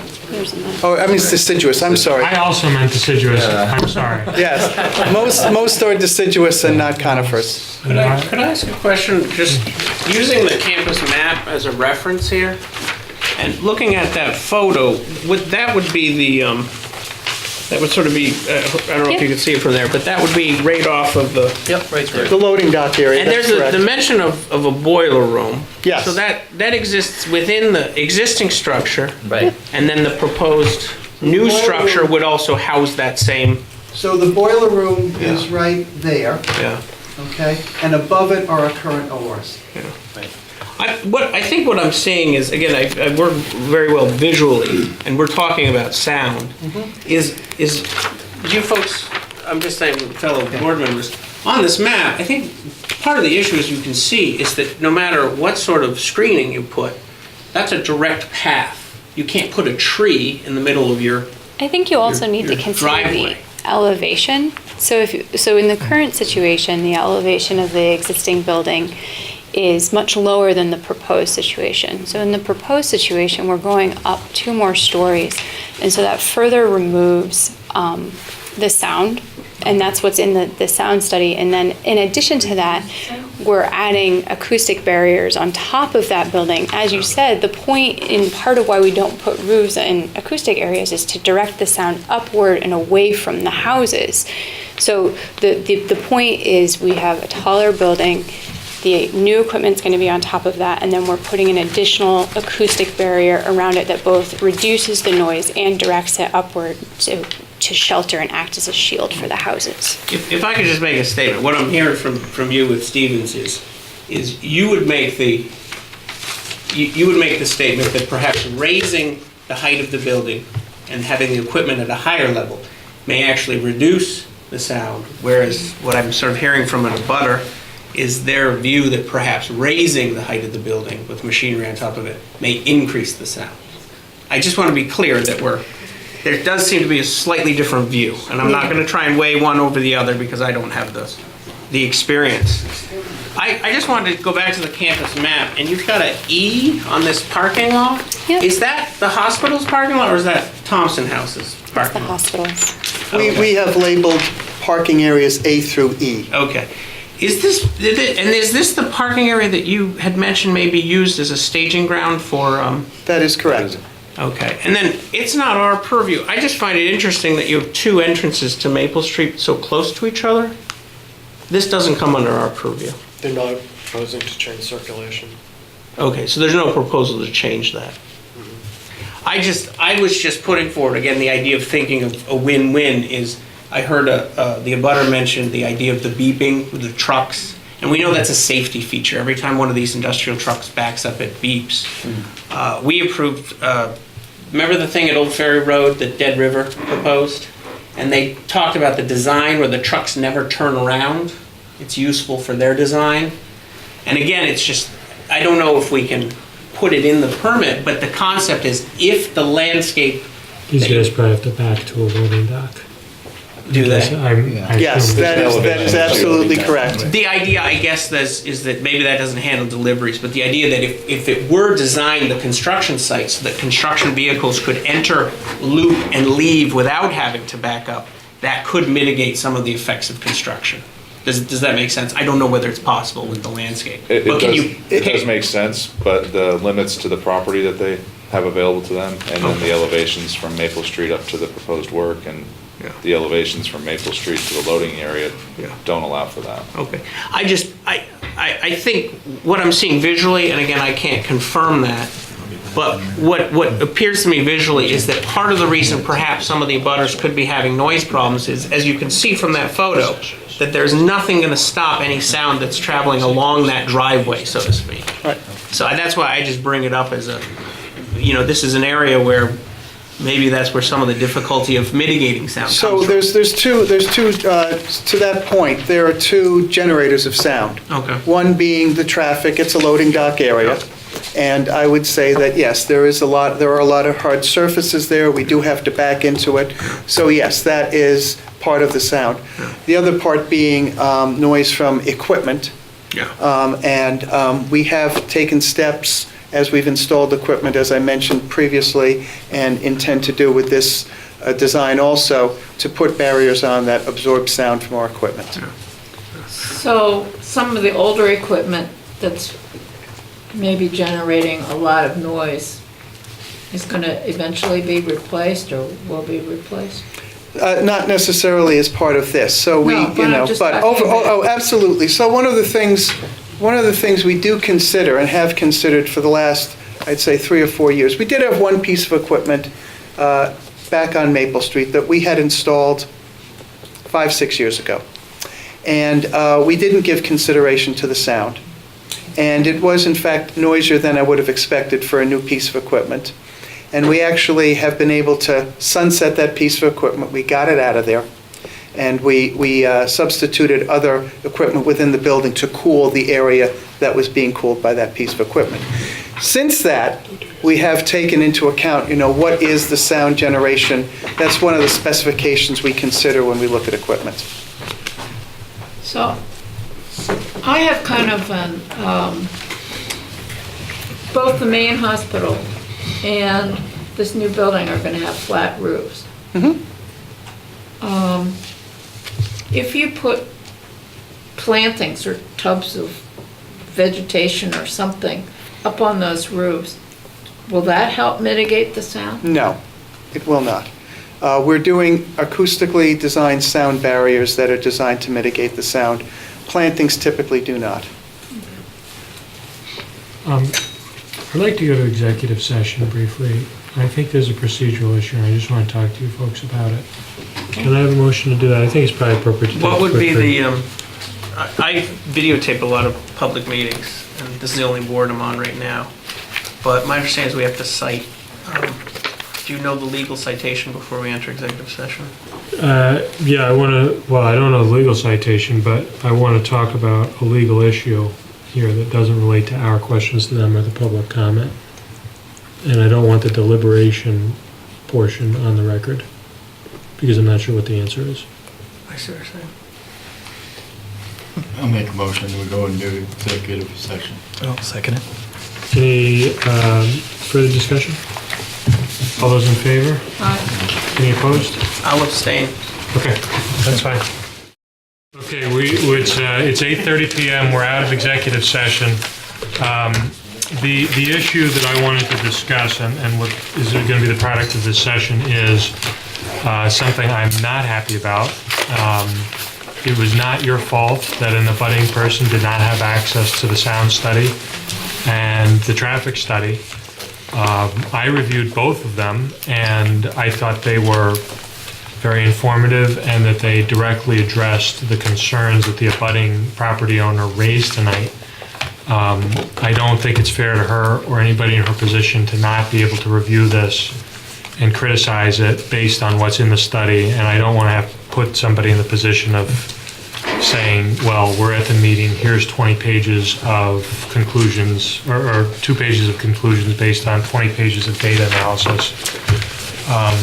And I feel very badly about this because I know this is a project that's significant in scope to you, and you've already spent an hour and a half with us, but I think we have to continue at one meeting so that the abutter has the chance to review the complete application, submit her comments having done that.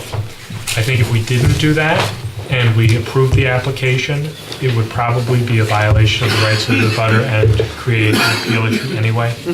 So I frankly don't think it's fair to anybody, the applicant, the abutter, to try to push it tonight, and that's the procedural issue I wanted to raise.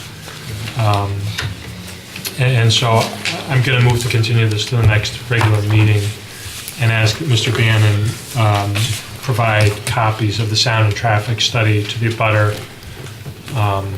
And he's already assured me they'll be available in the office for all noticed people from here on, and this is the town's fault, not your guys' fault. So,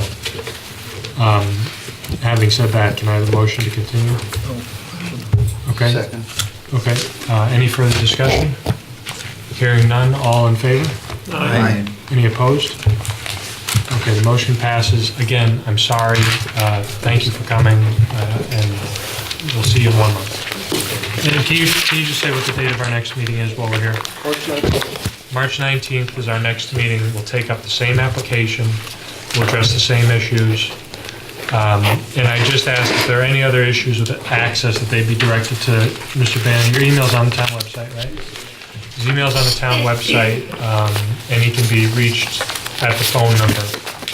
So just to try to make sure we have no more problems like that. So, thank you. So our next application is 2018-5. I know I always mess this up. Is it Peter Paggi? Paggi, every time. I'm sorry. Peter Paggi for Wyndham and Windsor Housing Trust. Where's your mother? I guess I should mention that I am an abutter to a Wyndham and Windsor Housing Trust property, not this one. They own a lot of property. I really don't think it creates conflict. So am I. Butter. Mr.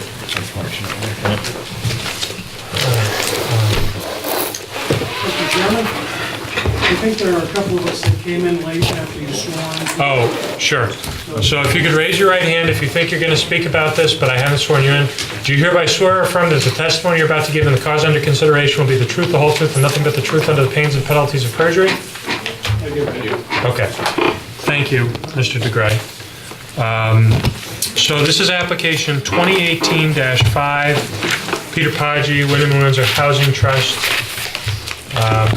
Whenever you're ready. And can the camera see the visual? So I'm Peter Paggi, Director of Housing Development with the Wyndham and Windsor Housing Trust. Serenity Wolf, is engineer with Stevens and Associates. Rod Sanderson, also an engineer with Stevens and Associates. You want me to go through it, or you want me to? Well, I'll give a brief introduction. So we are proposing the new construction of a 5-story building on the 29 Flat Street lot with a gross square footage of 22,000 feet. It'll feature 23 apartments on floors 2 through 5 and non-residential space on the first floor, commercial area, a community room, as well as tenant amenities like storage, trash, mechanical rooms. And you want to take it over from there? Sure.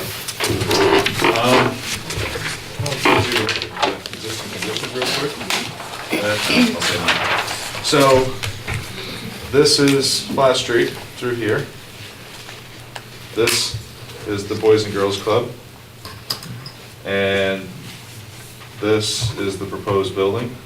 We're building right up to the property lines on these side and this side. This is a vacant lot at this point, and this is the former Snell building. What's not really seen along the top of the page here is Elliott Street in this back of the woods. What we're proposing, so this is the building that Peter mentioned. I'll show you an elevation or isometric of it in a minute. But what we have is a sidewalk that we're going to replace. It's a town sidewalk along the front. And there's two options in the town with you can actually push this all the way forward, the building all the way forward to the street, which we looked at the relative height in the street and felt that it would make sense to have a wider sidewalk there. But the property line is right along that edge. So in lieu of a wider sidewalk, what we proposed to do was replace the sidewalk, provide some sort of barrier to delineate between public and private space, and then we have access into the building at this location and sort of a hardscape patio in front. This is again the landscaping to separate the two. It's a low shrub, and then we have one street tree on the corner. This is an exit. This is an entrance, rather. That's an entrance, and then this is the main entrance to the center of the building, which is also the community space, the public space. We did not build we're not proposing to go all the way to the back property line. We are looking at a retaining wall improvements back there. There's a stone retaining wall, and then there's a grading portion here where we look at. When you say a retaining wall, would it be parallel to Elliott Street? It'd be perpendicular. It's an existing one that we're basically upgrading. In order to build this, you'd actually have to, we'll get into that existing retaining wall and put it back into place. I guess I never It's like a noticed little stone one, it's not. How tall is it? Less than 8 feet, but it's, Okay. yeah. That explains that. Yeah. Yeah, I mean, you got foundations along this whole edge here, you can see those, but Right. I think just the scale of it is. Okay. And is that just going to be a void with some grass? Yeah. There is, well, we have a stairway access that we're proposing back here to go through the building and up into that back space. And there's also some small propane tanks that are proposed at this point for emergency generators, I believe. Okay. Is it meant to be like a quasi-recreational area? Or? No, not at all. No, we would limit tenant access back there and it'd strictly be maintenance. It's strictly maintenance. Correct. Okay. And what's on there's no ability to access it from my right side of the building? You're going to go? From here? Yeah. No, well, right here, the front only, but this is Yeah, but you a can't solid- walk between the two No, buildings. it'll be They're right gonna- on the property line. It'll be Okay. just like a normal urban built construction where they'll go, you'll see the difference in the building form, but there will be no space there. Okay. And you said about an 8-foot drop from the abutting property, or is? Right, Who's this area. above whom? Who's above whom? Yeah. This area is higher than this area. I'm sorry, on each side of the retaining wall, who's above whom? This is the lower side, and this is the higher side. Okay. Yeah. On the Boys and Girls Club side, what would if you brought it up, what you're proposing, where would that sort of sit with their wall? Sort of the height difference between the top of their wall, is it, or, yeah? Look at this. So what we have is, this is the proposed building. The Boys and Girls Club is basically a 1.5-ish story building. So maybe approximately 14, 16 feet? Around that. Okay. And then, so you talked about in the back being filled up to about 8 feet? Yes, there'll be, the wall is gonna go right through that area, but you'll have to walk up out of the first floor and up to that space, so there's a set of stairs. Are we gonna get a light plan, or is there not? There is no proposed lighting. There's no proposed It's really lighting. street lighting is what we're looking at. Okay. Except for in the, whatever's passed down inside the entries. Okay. What is the type of brick that this is gonna be, do you know yet? I have the architects here, John Scoccio and, or Jillian, whatever one would prefer. We're gonna select a red brick. Yeah, we're gonna select a red brick that's kind of compatible with downtown in Brattleboro. I think we presented that with the design review, the historic design review committee as part of the package materials. It's not gonna be like some panel that's designed to look like brick, No, some this is gonna be prefabricated a thing. 3-inch wide by 6-inch long brick. Okay.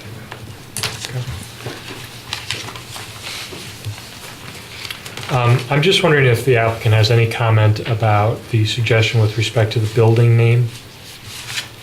Do you know what I'm talking about? There was a memo from the Design Review Committee which said, and I will quote, "It is preferred that the building name be located in the entablature above the first floor rather than at the top of the building." I didn't see a building name, and I was confused by that. So that was something we decided after the renderings were done, and that's where we were thinking of putting it right above the front door. Okay, so it is planned that there will be a name, it's just not on this? Yes. Okay. And is it correct this is named after your departing executive director? That's correct. Okay. The Snow Building? The Snow Building, yes. So basically, you're adopting their recommendation? Yes. Okay. The sign was not included as part of this zoning package. Yeah, Okay. I understand. Sorry. I like to go through their recommendations and ask about them. To tell you the truth, I didn't know what an entablature was, so I'm kind of curious about that.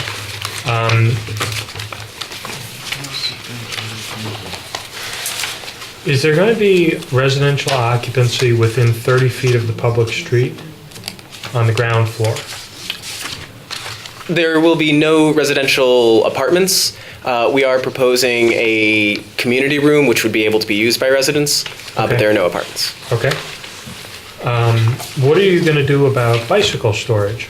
We have internal bicycle storage. Great. They're also within 200 feet of the bicycle rack at the transportation center, Right. which I believe is a public bike rack. What are you doing about the flood risk down there? What we're doing is it's outside of the floodplain, but because of the risk. As we know. As the risk, we are actually locating the first floor so that it's actually, it's above the street, I think by about a foot or so. And then we're gonna put in damp doors, and we're gonna flood-proof it as though it was in the floodplain. I think to 2 feet above the grade is roughly what we're looking at. So it can flow through, No, it wouldn't go in. It would be similar to what the New England Youth Theater has, which basically prevents water from entering the building. So we would have physical barriers that are, in an event, our maintenance would install. What are they called? Damp doors? Damp doors. I was gonna pass along, that was my question. This is Vermont Arts and Living 10-year issue. And there's this picture that I want to share with them. It's a picture of Flat Street from Irene. and you could actually look and see where this proposed building is. And so when I saw your plans, It's like about 2. it has all this tenant storage and commercial space on the first floor, and I just thought, Right. you know, there goes your tenant storage. It wouldn't be prudent to do something there, and that's why we're proposing that. So from the architectural drawings, is there a way that a layperson could see these damn doors they're That's called? not in, it's actually a temporary door. You actually install, they sit in a closet. Okay. And when you expect it, you actually have to physically put them in play. Okay, and those would be physically placed at any of these entrances that are on At the all first the floor? entrances. All the entrances? Oh, every single entrance, yeah. Our maintenance would install them in case of... And looking at the architectural plans, there's actually an office and a kitchen? So the office is, yes, there are. The kitchen is in the community room. I see, so the idea is that the common room and the lobby and the kitchen, these would be accessed by residents? By residents, as well as we were proposing to have it available to outside organizations for if they needed a rental space downtown. I know the school uses it in United Way, for instance. And then the office space would be if we had any supportive services on site, any case managers that are might meet with our tenants, or any supportive services that our tenants might access. They would be able to come on site and have a small office to meet.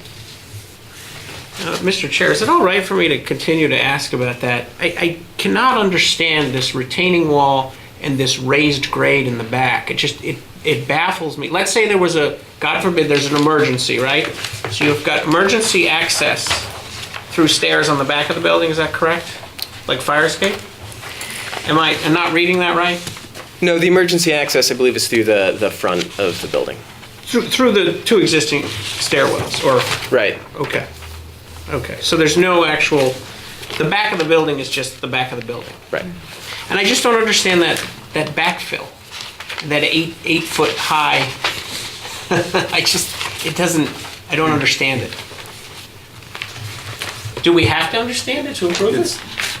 You see it on the plan? Yeah, I see it, I just don't understand why. pretty deep Does it question. serve some sort of, because I'm picturing the empty space, Well, and part you've of it- got that amazing stone wall, right? And then you have what is Peter Havens and the bookstore, Brattleboro Books, and that's the building. So obviously this building will sit back that amount of space. And It's really putting back what's already there. Okay. That's all we're doing. We're not really adding anything special. It's really, here's the grading. It's along the property line already, the Okay. existing retaining wall. And in order to maintain the fill on the backside of Peter Havens, for instance, we feel that we need to get that grade put back the way it was, and that's restoring that condition. Okay. The other piece of this is by restoring this, again, it helps to stabilize the existing retaining wall that's currently there. Okay. That's all, now I understand. Can you talk about the plan for water coming off the roof? The water coming off the roof will be routed into the site drainage system there and will connect to the municipal system. Are those the catch basins behind the building? And that will flow underneath the building. Okay. There will not, it's going to improve the quality of the runoff that's discharging to the whetstone, because currently the runoff from this site is surface runoff, which is collecting sediment, and the curb there in that location is mountable, so cars can go in there, so you have hydrocarbons and petroleum products that come off of the cars and are contaminating stormwater.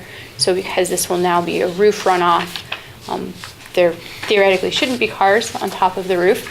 And so there's also going to be less exposure to sediment, and so that the stormwater discharging from the site will actually be of an improved quality than it currently is. One thing I didn't mention, I mentioned that they're there, this space, these are actually pervious pavements that are in between the sidewalk and the building. So there's recharge there, but it's limited. But that's not where water from the roof is That's going? correct. Okay. Why not dry wells? So given the location of this site and the history of uses in this area, the soils are of questionable quality, and that there could potentially be other sources of contamination in the soil.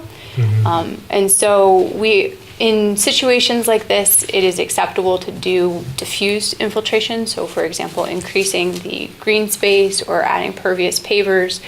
But doing a point source infiltration where we are creating a concentrated source of water that could generate a flume and potentially cause migration is not recommended. And that's why we did not do with dry wells here. What about foundation drainage? Where's that going? We're actually not proposing any foundation drains that would leave the site. I mean, we are going to be looking at, probably in the backside here, needing to consider collecting some of that. So you might have to pump it out That's right. back, basically? That's right. Okay. But it wouldn't, we don't have And that's the what we ability did in Marlboro. to go out here. And in fact, back to the flooding piece, I'm not sure we'd want to introduce a pipe that would flood the footings in an event of a flood. Fair enough, fair enough. So is there gonna be no tie to town drainage for water runoff? Do I correctly understand that? There will be one Through the catch basins. through the catch basins that'll tie Oh. to the main. Do you guys have authorization yet? I spoke to Steve Barrett, and he said that was acceptable. Okay. Mr. Chair, Shoot. is it our, I just have, again, and I don't know if it's our purview, I'm the new member on the board. I'm trying to picture what the residents do when they move in and they move out. Do you know what I mean? There's no parking. There's, what is the, I'm trying to picture the status. I believe this is almost directly across from the parking lot of the Latches. Could a person, let's say you're gonna go move into this new building and you got a car or a U-Haul. I mean, could you legally park in front of the building and get your stuff? You don't want to be parking in that lot there, that's private property next door. Do you see what I'm saying? It's just a practical question. And does this come up in approving things like Relevant to this? traffic circulation. I'm just wondering, can somebody legally pull up their U-Haul and then, In my discussion with Public Works, one of the things that they suggested for consideration was exactly to accommodate that, is possibly providing some 2 15-minute parking spaces directly in front of the building to accommodate move in, move out, groceries, shopping, unloading, dropping someone off. So that was a suggestion from Public Works, but that's within the public right of way and not in our purview. so in a sense, you could request that, but Public Works would make the decision on whether it happens. Yeah. Is that correct? Because it would seem to me a recommendation would be not to put 15-minute parking, which may be abused, and then You'd have to simply... change the town ordinance. What's that? You'd have to change the town ordinance for parking. I'll give you a Because there is no special parking. dispensation, but you gotta use the microphone, just so he knows what's going on, because we get into this all the time. So Dick, you're an authority. Can you just come up to the microphone and explain the problem? This is helpful to us. Because there is no parking on that side of the street, they would have to approach the town to change the ordinance to allow any type of parking, whether it's 15 minutes. And there's a reason that there's no parking on that side of the street. Could I... So it would be a process that would have to go to traffic safety, and then a recommendation to the select board, and then it would be up to the board to make that change if they so felt. I'm just And not curious, us. is a loading and unloading zone considered parking? The loading zone is not considered parking. So anyway, There could be a loading zone there, but No, that's part of an ordinance that would have to be allowed, go through the town to say, we're gonna make a loading zone for people that would be able to come in and move. I mean, if you look at Sam's building, which is residential, people park on the street all the time, so Right. Yeah, I'm not too excited about that issue. No, I'm trying to say to our board, if we approve a development like this, are we implying that there's gonna be illegal loading and unloading? I mean, it's gonna happen. Is that a part of our responsibility to think about that?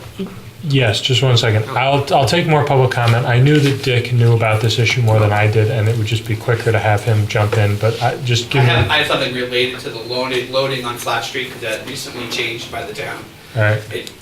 Just come up and say who you are. I mean, we all know you, but... Rick Davidson. Until about a year and a half ago, maybe, the loading zone on Flat Street, on that side of Flat Street, used to go to the west corner of the Boys and Girls Club building. and then the ordinance in town changed, and it backed it up to the west corner of the Sam's building. So, for instance, right now, the front of the Boys and Girls Club, which used to be a loading and unloading zone, is no longer that because that was changed by ordinance. Okay. Just wanted to share that. Thank you. So the danger here procedurally, I suppose, is that if we condition something on Some other town entity. that would essentially require them to rely on a different board in town, or maybe two different boards in town, to change something, then we're putting the whole project in the hands of someone else. It does still. But you understand the idea of like town boards and silos. Like we approve something, and then it's going to create illegal loading and unloading. Do you see what I'm saying? Yeah, no, and I mean, in considering whether or not to approve this permit, we have to consider the effect it's going to have on the traffic on Flat Street. And so this might be grounds to say there shouldn't be a building there. I'm not saying that's what you're saying, but we certainly have authority to take that into account when we make a decision. It's just that if we condition it, if we can have this building but only under this condition, that's kind of squirrely. All right. Sufficient for that? Yeah, again, I'm new to the board. I'm just trying to understand what falls under our purview. Oh yeah, I just don't want to Does move it on. conform to zoning standards is pretty much our main thing. Okay. There's no black and white standard Okay. that says either moving that this situation is either thumbs up or thumbs down. It's something we have to consider in our discretion. I'm sorry, if you want to address this in a second, I just had one question and I'm going to forget it if we don't go back. Do any of the adjacent buildings run off into this drainage area? There may be runoff from this direction, into these structures back there. But other than that, I'm not aware of any other. Well, let's say theoretically that you're right. But it's current. It's also happened now. Right. What I'm wondering is, with the additional runoff from the new building, are you comfortable saying that under the study it could handle that? So it's not going to create more runoff than the existing condition. It's just changing the quality of the runoff. So the existing condition is this is a gravel lot that's already producing runoff. But aren't you taking a large portion of it and covering with impervious surface and putting all the runoff in the back area? It's currently a gravel lot that doesn't do a lot of infiltration. Dirt gravel. Okay. If it's being...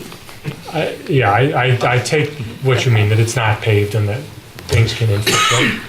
It's currently, I think, a limited amount of infiltration. Okay. So the increase in runoff there's not expected to be an increase in runoff due to the addition of the building. Okay. Did one of you want to address the loading unloading issue? I was just going to say, to the point made earlier, it will be handled similar to Sam's, similar to the Wilder building, similar to to the Co-op or any downtown residential area. Right. So you all park on the curb? It's typically what I see. Right. Is it going to be the commercial or residential energy standards? Do you know? John, do you want to speak to that? Yeah, John might speak to this. We will. Just, I know the microphone doesn't do anything, but the people at home can't hear. I'm relatively certain that it's the commercial energy standard because the building's so large.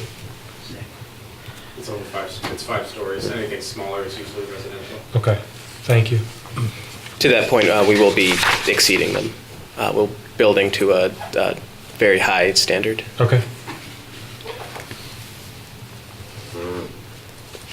Do you, could I ask a question?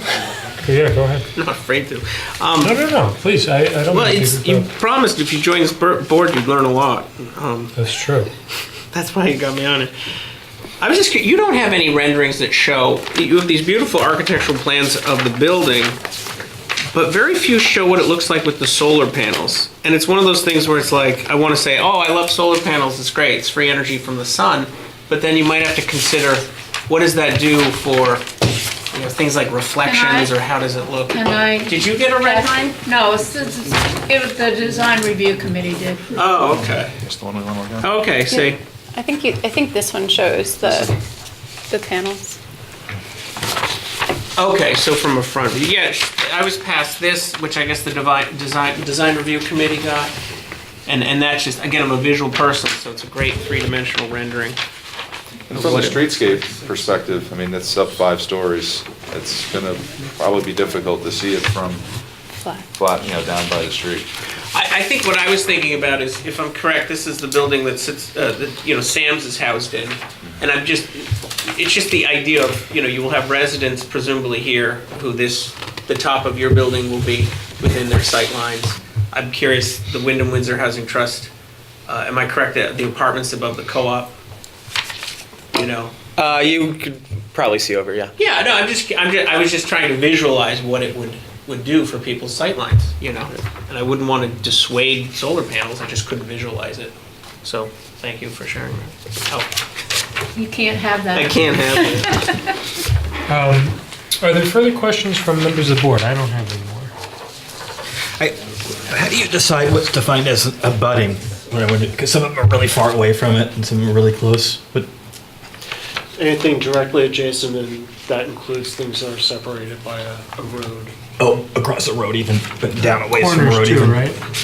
Okay, thanks. That explains it. I couldn't figure out that. Well, why don't we open up the floor to members of the public? I have a couple of questions. Sure. My name is Mark Zwicker. I'm a part owner of the building right behind you. And how high is that building going to be compared to where Peter Havens is now?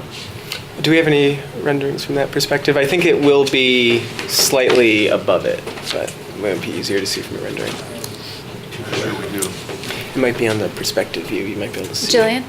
I think Jillian has this answer prepped for you. So it's going to be... Just say who you are and come to the microphone. People come up to me on the street and they say, you never tell people to go to the microphones. We can't hear what's going on. Jillian Tomaselli, Stevens and Associates. The flat back of Peter Havens will be 14 feet approximately below the top of our building. So, and then you add on the gate. Wait a second, 14 feet below, so you're 14 feet higher. And we're 14 feet higher from the lower section of Peter Havens. Does that include the solar panels, or is that another 10 feet of solar panels on top of the 14 feet? Okay, you sworn in, right? I swear you in a second. Yeah. Sorry, I'm just gonna note, David Ross asked about the solar panels adding to the height. Go ahead. No, it does not include the solar panels. How tall are they? Well, I mean, you don't have to give me the exact feet and inches, but just, are we talking in the 10-foot range, the 20-foot range? So solar panels are about 5 feet long and they're at an angle, so the actual vertical distance is whatever, 3.5 maybe, 4. Oh, 3.5? Yeah. Can they sit directly on the roof, or are they up off the roof? Well, they're at an angle, so. So I'm asking you a question about how tall the top of the solar panels is. All right, it's about 3.5 feet. So what you're saying is the bottom of the panel is directly on the roof? Oh, yeah, yes, in that case, yeah. We have an illustration that's a side view with the front being this way. I don't know if you can see it, but it appears that the solar panels are oriented on the flat street side. Can you give that to him to look at? He's not gonna be able to. That was the only one that I got to see. It's right here as well. You can see here. The back is towards us. The back of the panel. Oh, yeah. So definitely make it higher on our side. But shielded. Mark, did you want to follow that up? Some other questions? Yes, continue, please. One of the other questions I had is how far are you towards the back property line? How much space is there between the building and the back property line? So we are not all the way to the back property line, and Brad probably has the right to That I know, but I'm talking about how many feet. Right. I can.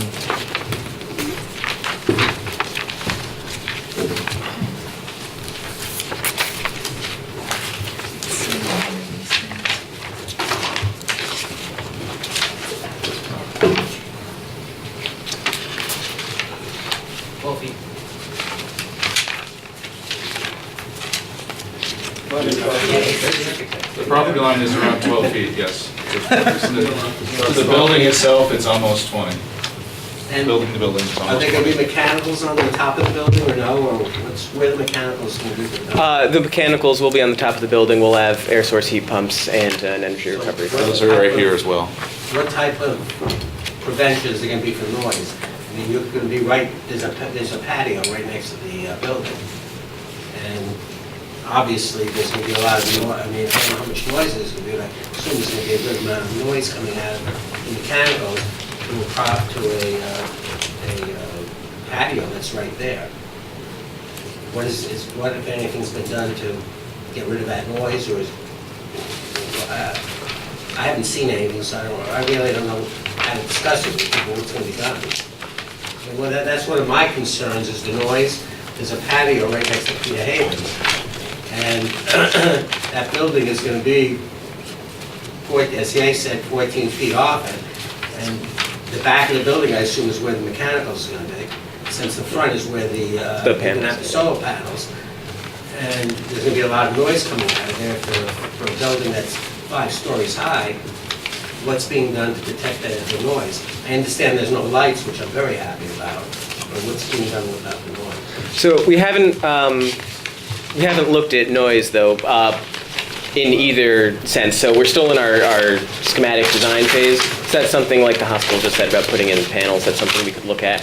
That's something we'd like something in a permit, if something's granted, to make sure that the noise doesn't affect the property of the landowners. Can I ask a basic question? Is Mr. Zwicker correct that this building is going to rise right behind that patio? It is going to be taller than the patio, yeah. No, but I mean, it's going to be aligned with it. No, it's right to the right. It's right behind. So the patio, I believe, is right here, right? Okay. Is that, you agree? I agree. But it's 14 feet higher than our building, so the noise is going to go straight down. I understand. It's a little hard for me to visualize. Okay. Now, I was just curious, are the windows going to, the windows in our building, is that going to look straight into the windows of your building, or? I don't believe there are many windows on the back side of that building. We do have windows on the back side of ours. Well, right. But you don't know where they match up or don't match up? I don't know where they match up. Do we have the rear elevation to show where our windows are? But I don't know where they match up exactly. So the north elevation is right The back of the building. Correct. That your building would be looking towards. Could I ask a question then? The back windows for the residents of this proposed building would, for the most part, they'd sort of, their view would be the backside of that other building. And presumably, perhaps some of your design about keeping back from the property line was to allow light to come down, so that even if they may not get a good view, they may get natural light. Correct. And then, is there any estimate that the top floor residents may actually be able to, I guess, they would be seeing over onto Elliott Street? Is there the possibility that they would have a slight view to Elliott? I haven't evaluated it, but I believe they would. Okay, it's just interesting.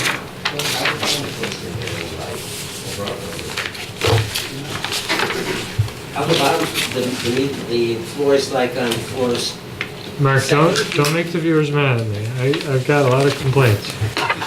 How are the floors on the second and third floor going to get any light over our building? Our building's right behind it, and it takes the whole length of your building. Right. They're going to get whatever daylight comes through there, but it is going to be shielded a little bit more than the upper floor, certainly. It should be shielded. It's going to be shielded completely. I mean, how's the light going to get down? The light doesn't, unless it's going to go straight down. You're talking, our building's higher than yours. Right. I was going to say you're going to be rooms that are just not going to have light. I mean, they'll get indirect light. It's not going to be not from the light. It's not going to be pitch black down there, so they'll get some indirect light, but it won't be direct sunlight like the front-facing windows. That's correct. Now we have our exhaust fans coming down. I assume that's not going to be a problem with you. No, it's a condition that we knew about. So what? It's a condition that we knew about. Looking at that We facing the won't have building. any issues because we have exhaust fans coming out of the building. It's coming, I mean, you're building a building 12 feet away. There's going to be some smell.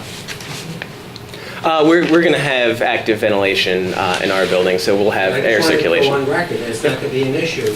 I'm not going to hear about this after you're granted a permit, that, oh, you got to remove, we want you to remove the exhaust fans and everything. Is that going to be an issue? I don't think we would have any real power to... Not going. Is it or isn't it? It's a simple question. I don't think we could have any power to tell you to move your exhaust fans.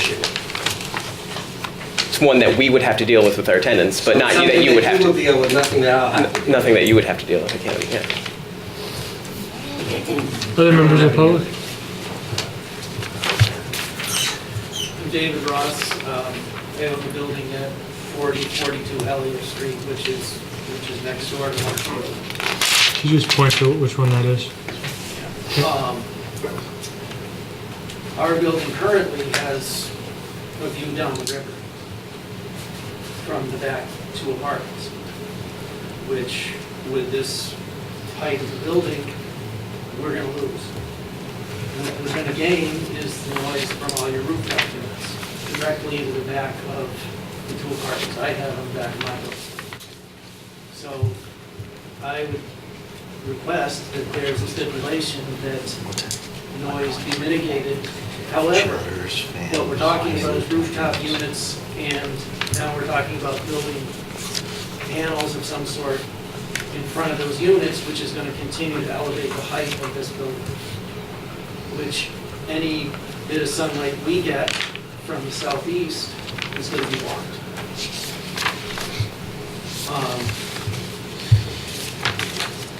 I'm curious about the lack, I mean, I've heard you say that the runoff is going to be improved. I don't know how much time you've spent on the roofs of any of these downtown buildings. The runoff from these roofs is not much better than runoff from the ground. So I don't think that I can agree with that. So I'm curious about why there's not any push for reduced runoff from this building, either through green space, through other mitigation techniques. Can you speak to the runoff a little more? So it is going to be I confess I have not spent much time on top of the roofs, so you were correct there. It is going to be a new roof. I don't know what the type of roof is going to be. Perhaps that's something John or Jillian can speak to. But the point is that the main sources of pollutions when we do stormwater permits for the state, we're treating for suspended solids, so particulate matter, and we're treating for phosphorus, as those are the main contaminants that are regulated. And this is not a site that falls under the jurisdiction of a stormwater permit for the state because it's very small in its scale. But because we're dealing with a rooftop runoff and of a new roof, the particulate matter shouldn't be significant because I don't think that there's going to be a dirt roof installed. And the phosphorus is usually from a natural source, a biological source. I think that Mr. Ross is just concerned about the amount of water, not necessarily what's in it. At the risk of being overly simple. I have a concern in a public meeting like this with a statement that says the runoff will be clean without any sort of scientific backing. I guess is really what I'm concerned that the board is hearing what is being presented as fact, which I'm not convinced is actually fact. So this references back to the state standards, stormwater standards, which is when you have water coming off of a ground level surface. It's considered dirty because that's where it picks up sediment and hydrocarbons. Whereas when you have water that's coming off of a rooftop water is considered clean by stormwater standards. Obviously, that's not drinking water standards, but rooftop runoff from the Vermont State Stormwater Manual is considered a clean source of stormwater. That's the reference. Did you have sorry. Go ahead. And there was also a mention of case managers. What sort of cases are we managing? I should note at this point, this is not something we can consider. What they're actually doing, the use, if it's an approved use, that's where we're not allowed to really get into the particulars. If we don't know what's happening, how do we know it's an approved use? In this case, the use is residential, and it's in an area where residential use, well, I guess technically it's mixed use, but it's in an area on the zoning map where residential and mixed use are allowed. And as long as that's what they're doing, How do I know this? well, if they don't use it for residential or mixed use, you could file a complaint with Mr. Bannon, I suppose. But I'm only telling you this because even if they were doing something in the apartments that was horribly disgusting or immoral, we can't put a condition in their zoning permit saying, hey, you can't do this. So, not that you will be, but. I'm happy to answer the question if the board would. Well, sure. Let's satisfy Mr. Rowe. We're working with Youth Services, who will be providing self-sufficiency services to their 4 of their residents. And you mentioned needing damp doors? That's the flood mitigation measure that we're What are we doing with these residents from 23 units in a flood? I mean, I think that although you might not be in the floodplain, the reality is it's a flood zone. So what are we doing with them? They are in fact not in a special flood hazard area, and they are not subject to any zoning regulations. They are providing a higher standard than is required.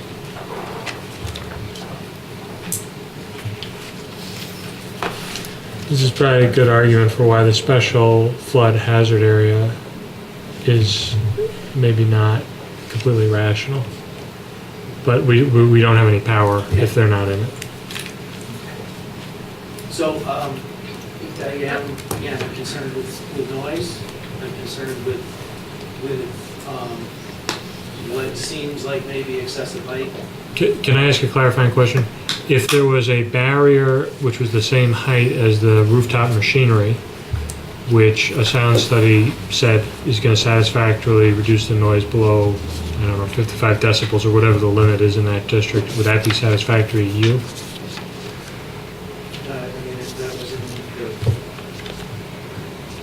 I guess so. I mean, I don't know the height of the units, so I don't know. You know, we're using some dimensions which are Sure. less than accurate at this point, so I can't really. Okay. Do you folks know if the units are taller than the height of the solar panels, by any chance? The units have not been sized yet. Okay. Okay, I just want to see if other members, if you're not done, No, that's it. let me know, but do any other people who are here have comments about this project? Yeah, Dick DeGray. A couple of questions about the ground floor commercial space. Is that going to be rental space to the public? So we're kind of thinking about this in 2 ways, so I just want to make sure I talk about it right. The commercial space, when we refer to, that's just going to be a rentable commercial space for offices. But then we also have the community room, what we're calling the community room, which will be. So you're going to have commercial rental space for offices on the ground floor. Correct. As I believe required by zoning. I'm vehemently opposed to this because what rate will you be taxed on that floor of the building? We are taxed at, 67% of the existing tax rate. And so here we have building owners who are paying 100%, and this is an issue I have. When you have Wyndham Housing Trust properties coming into an area that have an unfair advantage of renting space at a lower market rate than people up on the street because they have a higher tax rate. My guess is that they would make that lower floor residential if they could. I understand that, but they can't. Right, the zoning. The issue bylaw. is that they can't. Yeah. And so, but they don't have to use this for commercial rental space. They can use it for, do you have are there going to be washers and dryers in all of the existing apartments? In the apartments, we'll have a washer and dryer room Washer and on the dryer first floor, room setback. In each apartment? Not in each a common washer dryer. A common. Because I know that that's a huge issue downtown. And again, another property coming in by the Housing Trust with no parking, which will put a significant burden on the public parking, which is already stretched quite thinly. Now, personally, I'm not opposed to Housing Trust projects. I'm opposed to this one per se, and it's not in your purview to reject this, just from where this project is going. Talking about the vulnerability, which you did, to a question that was asked, who's going to inhabit the building, and having counselors there. This is one of the most high-traffic drug areas and problem areas in Brattleboro. And we're going to be bringing you're going to be bringing vulnerable people into an area which is a high-crime, high-drug traffic area. And so I really think it's a poor choice for putting this type of housing. And I'm not opposed to your housing per se, but I'm really opposed to this location. And I'm really opposed to this project having commercial rental space when existing people are having trouble renting their space at existing market rates, and you're going to be able to come in at a lower rate, and that's an unfair advantage to your building, and I don't think it's fair to the tax public. Now, I don't know if I was under the understanding that if you had commercial space, that area was taxed at 100%. Do you know that answer? I don't. Can you find that out? Sure. But I think that Oh, I was just saying, I don't know. I went around today trying to get that answer, and although I got two different answers, one said yes and one said no. So, but I'm really opposed to that, because I do, and I would like to see a condition there that says, you want to use it for your office space, I'm fine with it. But when you have office space, when you're competing with other building owners downtown in a difficult market, then you have an unfair advantage over every other building owner down there, because you don't have to charge the same market rate as I do, because your tax rate is so significantly lower. And the town has nothing to do with the tax rate. Yours is set by the state. Thank you.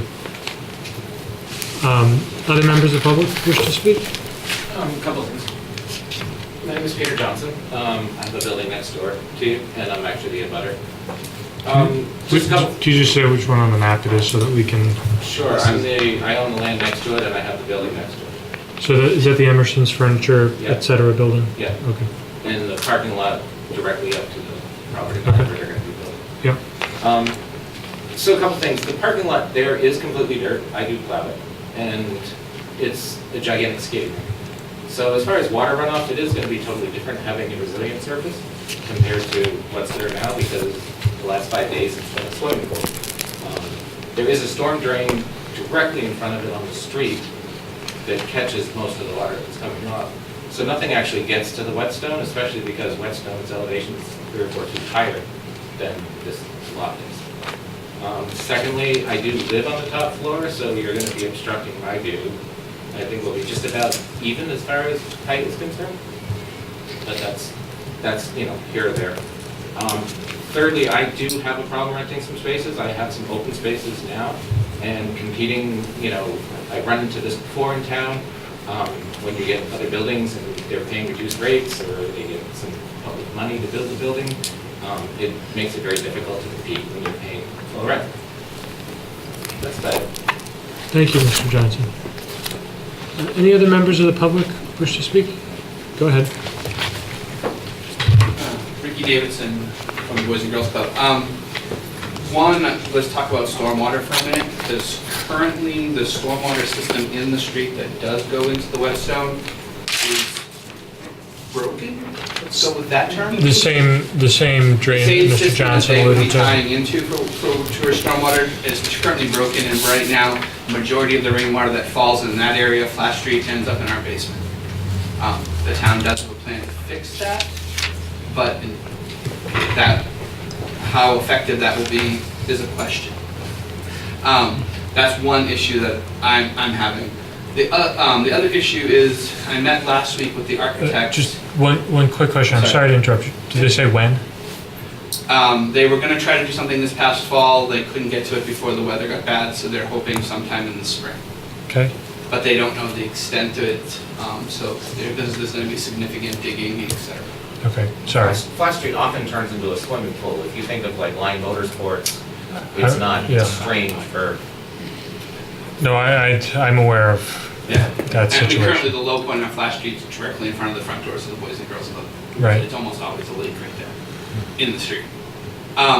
The other thing, when I met with the architects last week, and the more I thought about it and shared it with folks in my organization, we're concerned about the building abutting our building because we were told last week that they're going to be completely stripping the west side of our building to build their building. When you say stripping, do you mean Stripping, paint? they're stripping the siding completely off the building.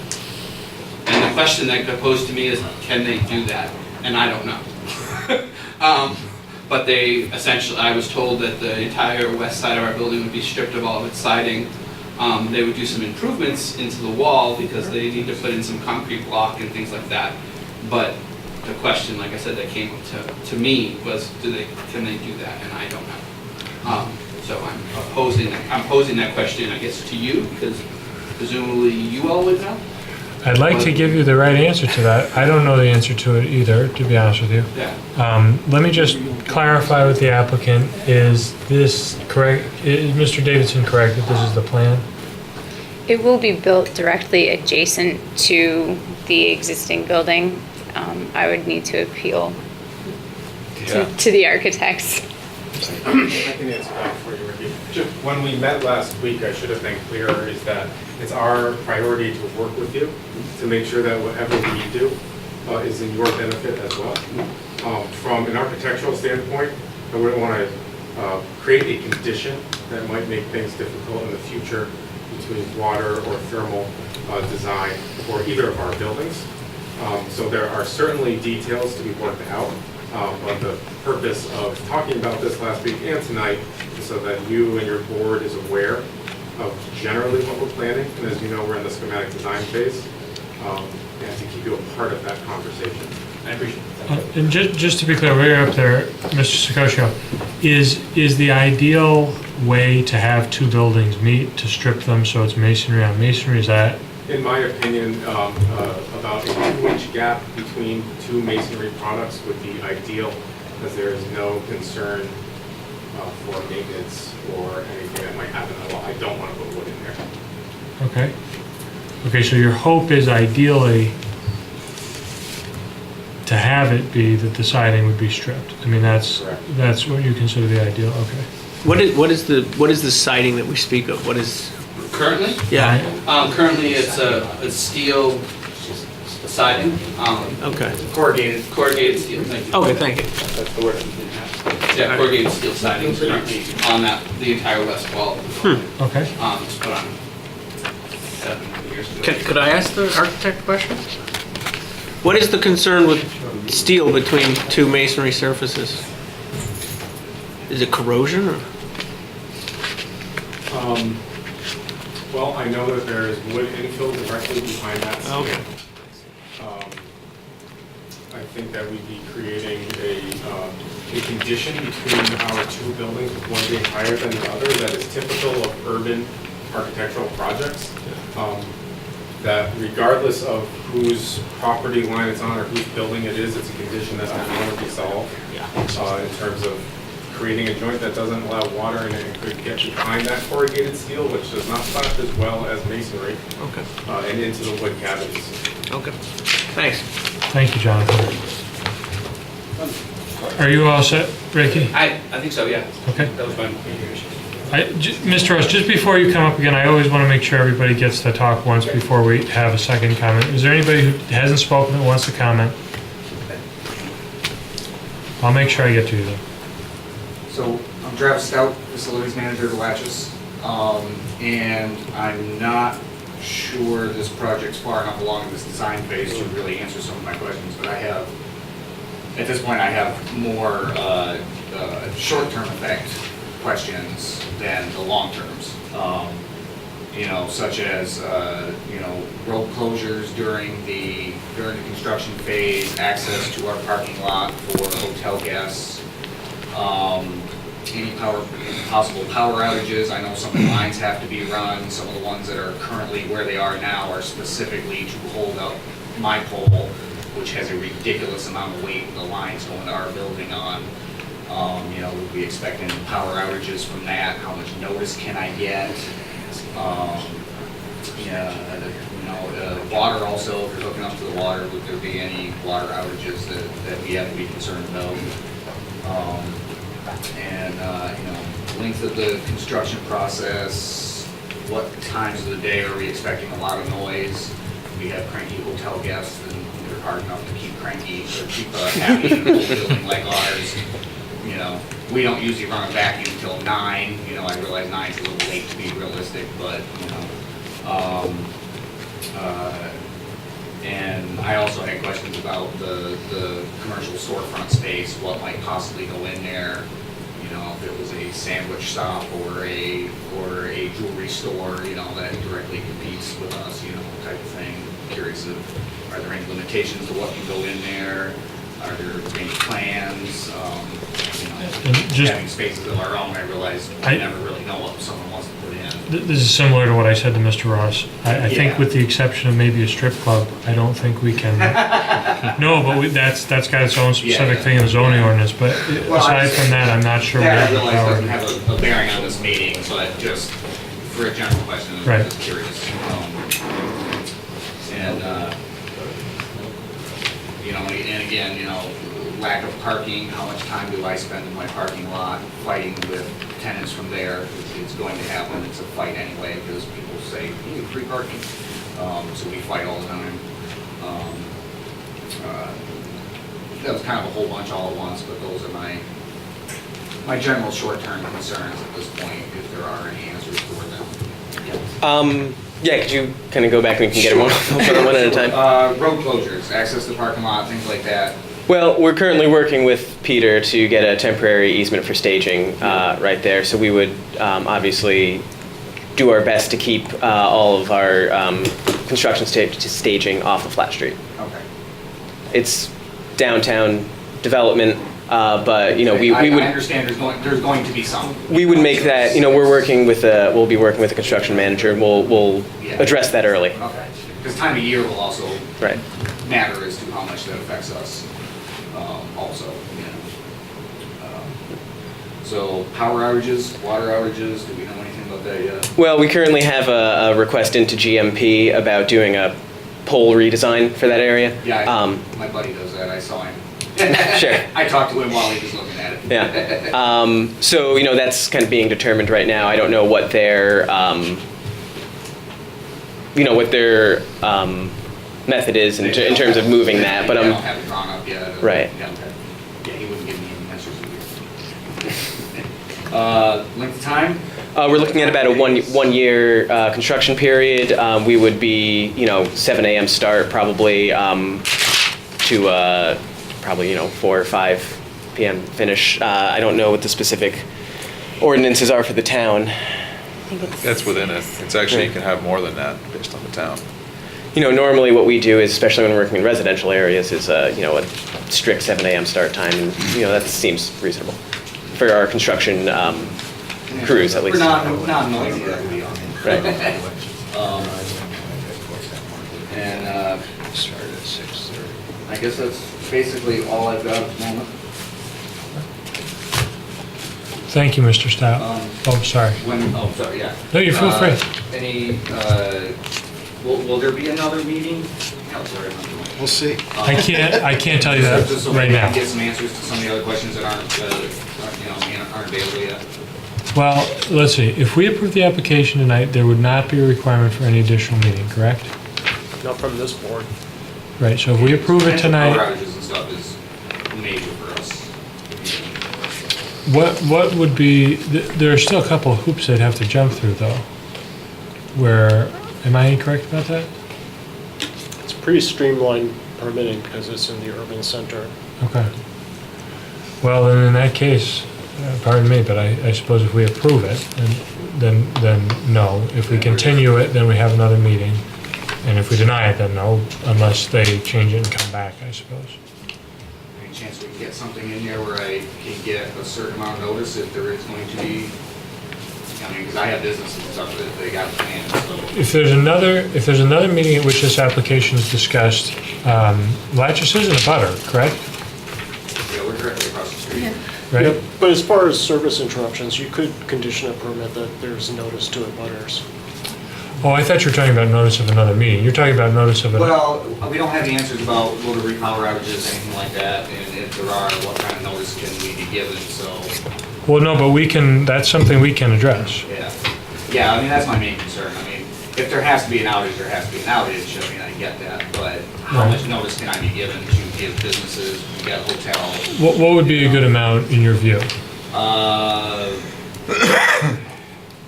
You know, anything that's not a dire emergency, I would prefer at least 1 week notice minimum.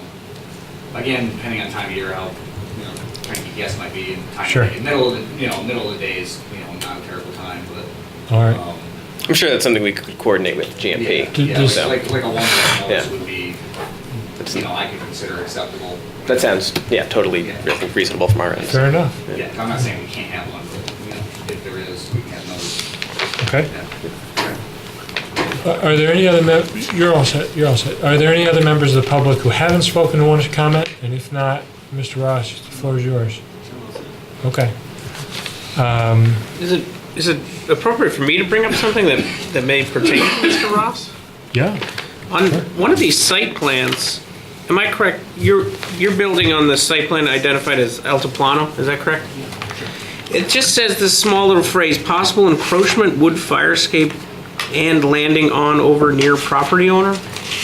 Can I just ask about that? What's the name of the chart you're looking at? C1, existing conditions plan. That's where it's referenced. And there's like a little box that says Yeah, fire the escape. encroachment is actually onto this property, from that property. Let me, again, I'm the new member, so. No, I think I disorganized my own set of plans, so I'm just using. But what I'm that. saying is, to me, it just seems like there's something that could be an issue for somebody. I'm just looking for what you're saying. Are you on C1? Oh, yeah. This little box. It's this area Yeah. right here. There's, you can see where the property line is, and there's a little bit of a tiny 2x2 or 1x1 section of that I see. escape that comes over. So onto this is an property. observation by the person who drew this up, That's that correct. his fire escape That's may be on the correct. property line. I'm just saying that, let's say, if this board did approve it, would we bid a condition that the new development couldn't affect their fire escape? Do you see what I'm saying? Because that would be an undue burden on somebody who's. Oh, sure. It appears clear to me it's not going to. Am I? No. All right, it just said possible encroachment, and so I It's saw the that encroachment. as an area of, should we have concern about that? It's basically indicating, to us, because it was somebody else who prepared the application, that there's an encroachment from another property onto this property. That's what that's all it's really indicating. And if we wanted to do something, or if something was proposed in that area, be aware of it, but we're not proposing anything in that area. Do you see what I'm saying? Is if they were Yeah. given approval to do this development, and then they have to turn around and tell this abutter, you gotta get rid of your fire escape and spend all this money to redo it? Yeah, well, I suspect that is now Mr. Ross's land, probably, if that fire escape has been there for some time. I believe that actually lands on Peter's land, which was put there by the previous owner of.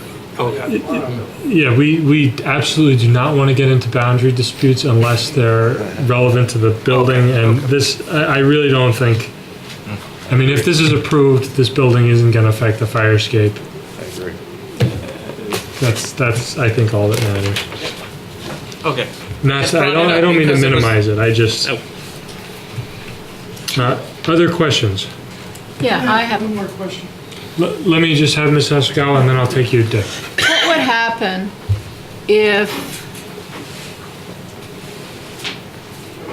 there was one fewer floor to your proposed building? It would decrease the number of units in the property, which might jeopardize the financial sustainability of it. There would be 6 fewer units. Because we've heard a lot about people worried about sight lines and people worried about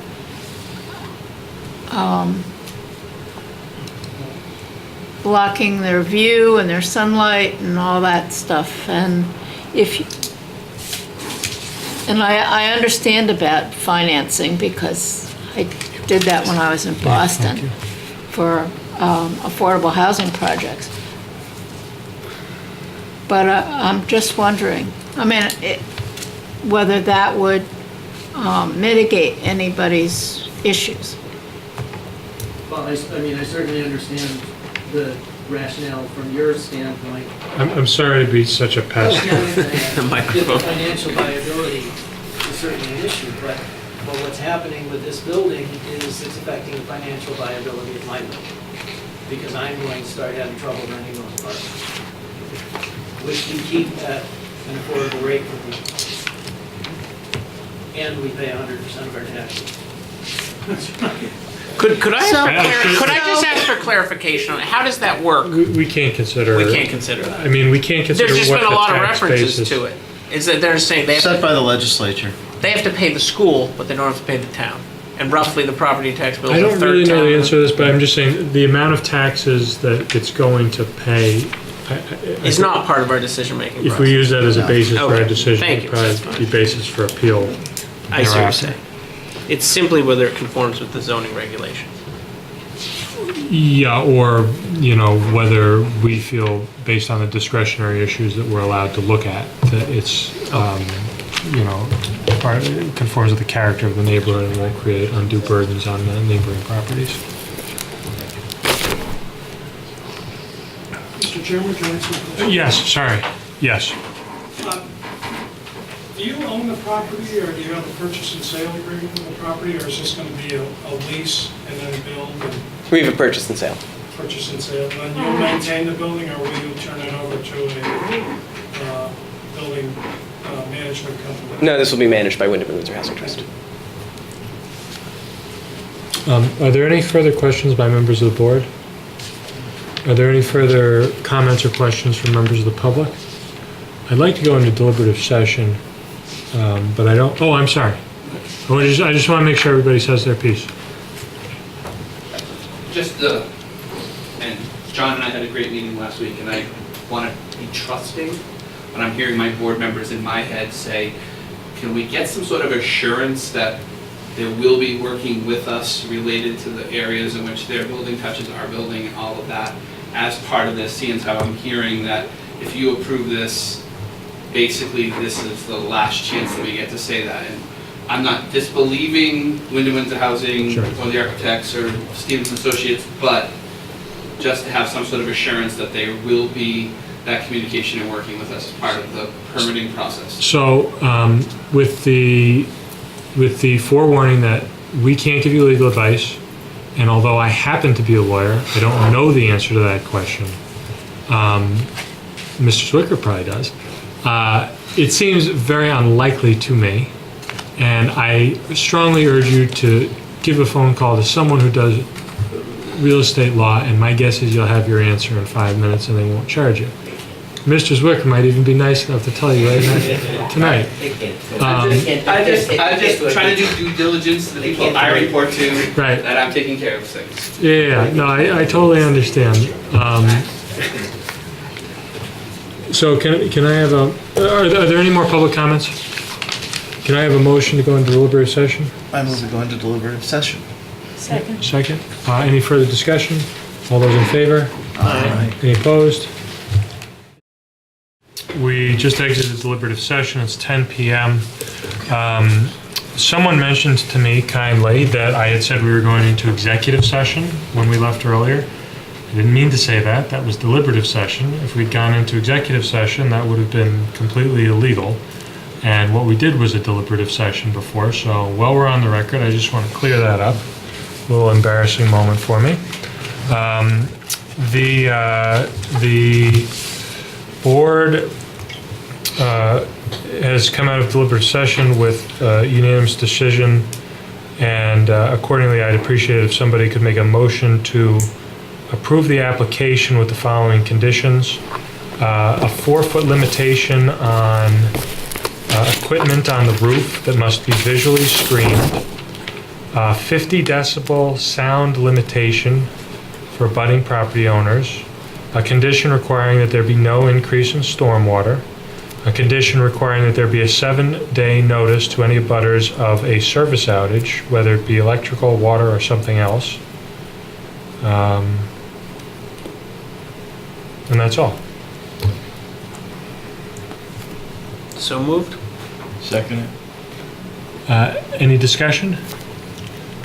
Question? Yes, I have concerns about the 4-foot limitation. I just want to understand, is that a 4-foot limitation before is it unscreened or screened? So if it's over 4 feet, it has to be screened? Is that what the? No, it can't be over 4 feet, can't increase the overall height, and they have to be screened. So is that screening max height is 4 feet? Yeah. Right. Is there, do you have something in particular in mind? We chose that number somewhat arbitrarily. Yeah, I think I would like John to speak to this, but I believe it has to do with the air systems. I think a 4-foot piece of equipment would be rather small for this size building. And seeing as we haven't specified that equipment yet, we don't know how tall it would be. Do you have some idea of like the maximum height that it could be? I don't think it would be, based on what I know about the project at this time, that'd be taller than 8 feet.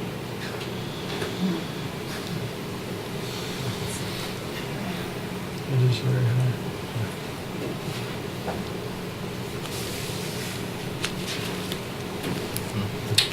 Could we make that specific condition, could we fashion in such a way that would allow them to come back before the board if they had a concrete proposal for something they wanted to put there where butters could have some notice and know what it is?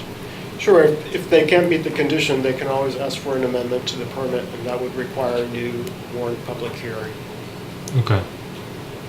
So, that would be my suggestion for how to deal with that, and we'll put this in place now, having in mind that this is really because we don't know what you're proposing. Right. And we are uncomfortable, I think, with a blank check, given the sensitivity of the abutting properties. Could we adjust it to 6 feet then, instead of 8? I'm just trying to get. 4 feet, let them come back. We're going to stay, we've only discussed this, but I don't, 4 feet is an arbitrary number that we just simply talked about based on the size of the solar panels and the conditions. I don't think anybody's particularly heavily tied to that. But I don't want to negotiate here now without going back into deliberative session. I don't think it's proper. But that said, we'll look at everything from a blank page. We just want to know what it's going to be, where it's going to be on the roof. You know, if it was on one side, I think we might feel differently than if it was on the other, for instance. So, the motion's made, it's seconded. Well, I don't think we need the noise study if there's the 50 decibel limitation. Oh, that's Yeah, we established the. Okay, so, motion's made, seconded. Any further discussion? Hearing none, all those in favor? Aye. Any opposed? Motion passes 6-0. No, there was one. You have We got two. I'm sorry. 2, okay. 4 in the affirmative and 2 in the negative. Okay, 4-2. Didn't see that coming, but, what's that? Eric, okay. It's a true democracy. So, Eric and. We can do the roll call again if we want. No, that's fine. The motion passes 4-2. Brian needs it for the minutes. Okay, so the application 2018-5 is approved. Thank you. Have a nice night. Okay, Mr. Dolman, right here.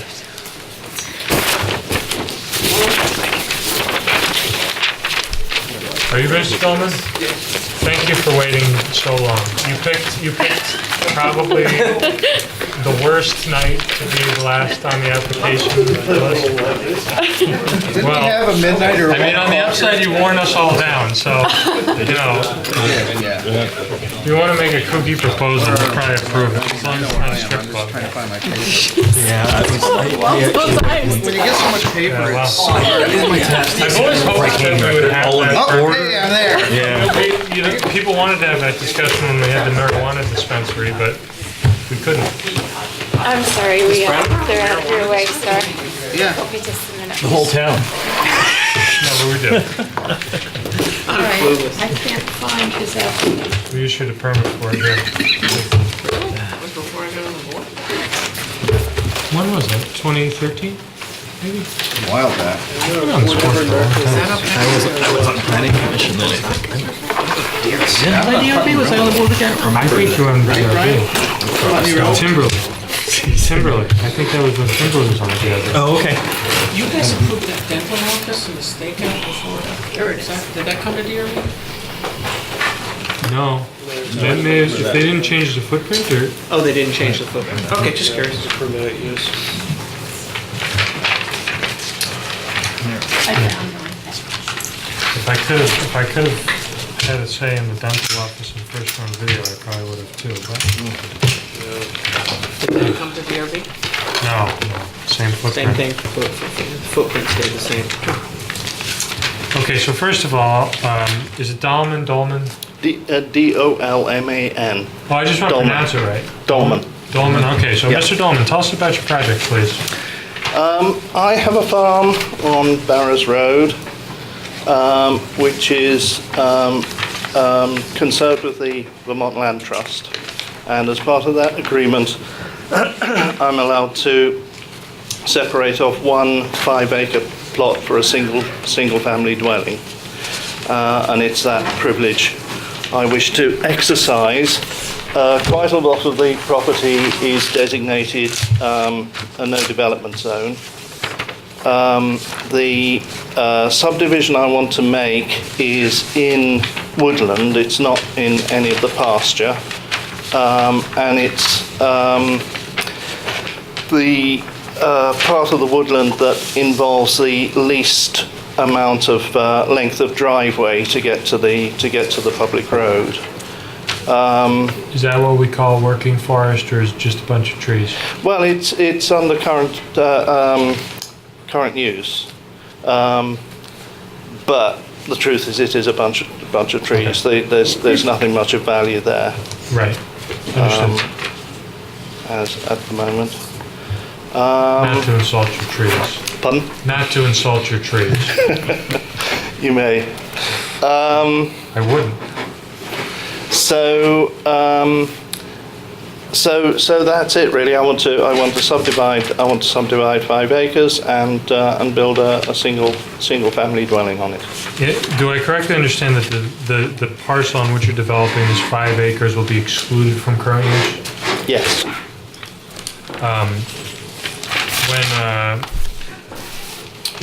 When you say it's in the woodland and not in the pasture, I assume that this is also a situation where the driveway is going to go through the woodland and not through the pasture? No, the woodland, the driveway will go through the pasture. Is it going to affect the fields significantly or change the landscape? No, I don't know. It's going up a field boundary. Single lane dirt? Yes. What is the buffering between you and your neighbors? Between the house and your neighbors? None. I mean, it'll be the whole lot will be surrounded by land that currently belongs to me. Yep. Are there any public trails or other recreational things on the land? No.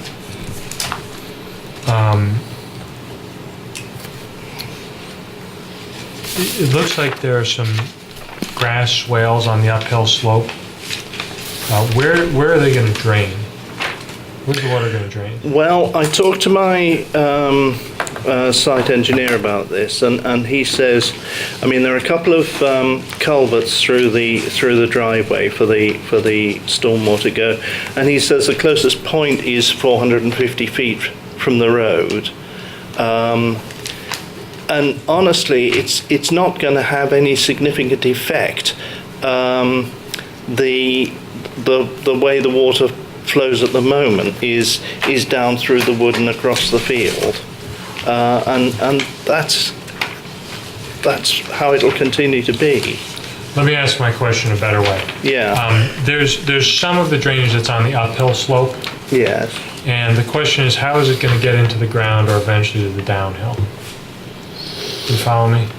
I think it's, I mean, there are a couple of culverts planned in the driveway where it goes across the flow of the water. And there's 450 feet of wood or grass, mostly grassland, for it to be absorbed in. Okay. What are you using to conserve energy in the course of the design of the home?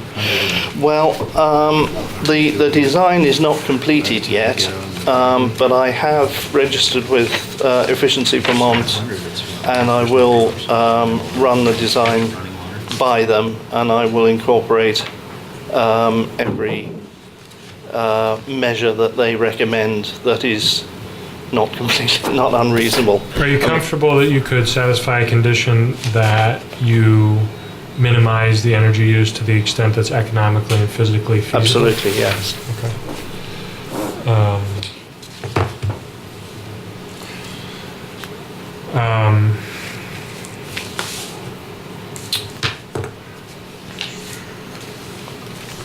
So you have no public, I didn't hear the answer when James asked the question. You have no public access to this property?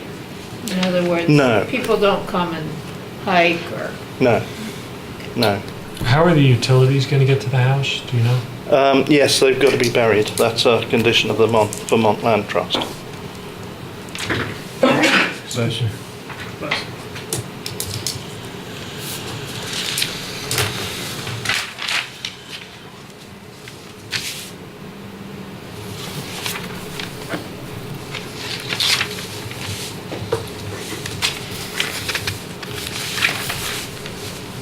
Brian, there was a note that you had about a conservation condition. What were you meaning to suggest there? On the end of the draft, you wrote conservation condition ? And what were you meaning for us to consider there? Or was that maybe? I think that was for trails. Oh, for conservation of public use, if there is any? Yeah. Okay. That's all I've got. Does anybody else have any other questions? We have a member of the public. Do you wish to speak about this application? Member of the public does not wish to speak about this application. It appears to me appropriate to move to approve this permit with conditions that the design minimize its energy use to the extent that's economically and physically feasible, that utility cables must be buried,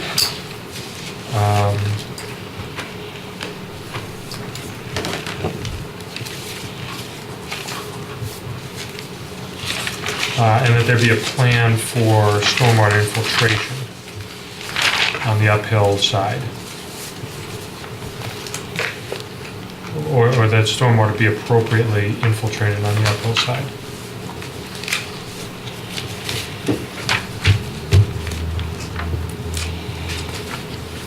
Anybody? I haven't done it either. I'll make a motion. So moved?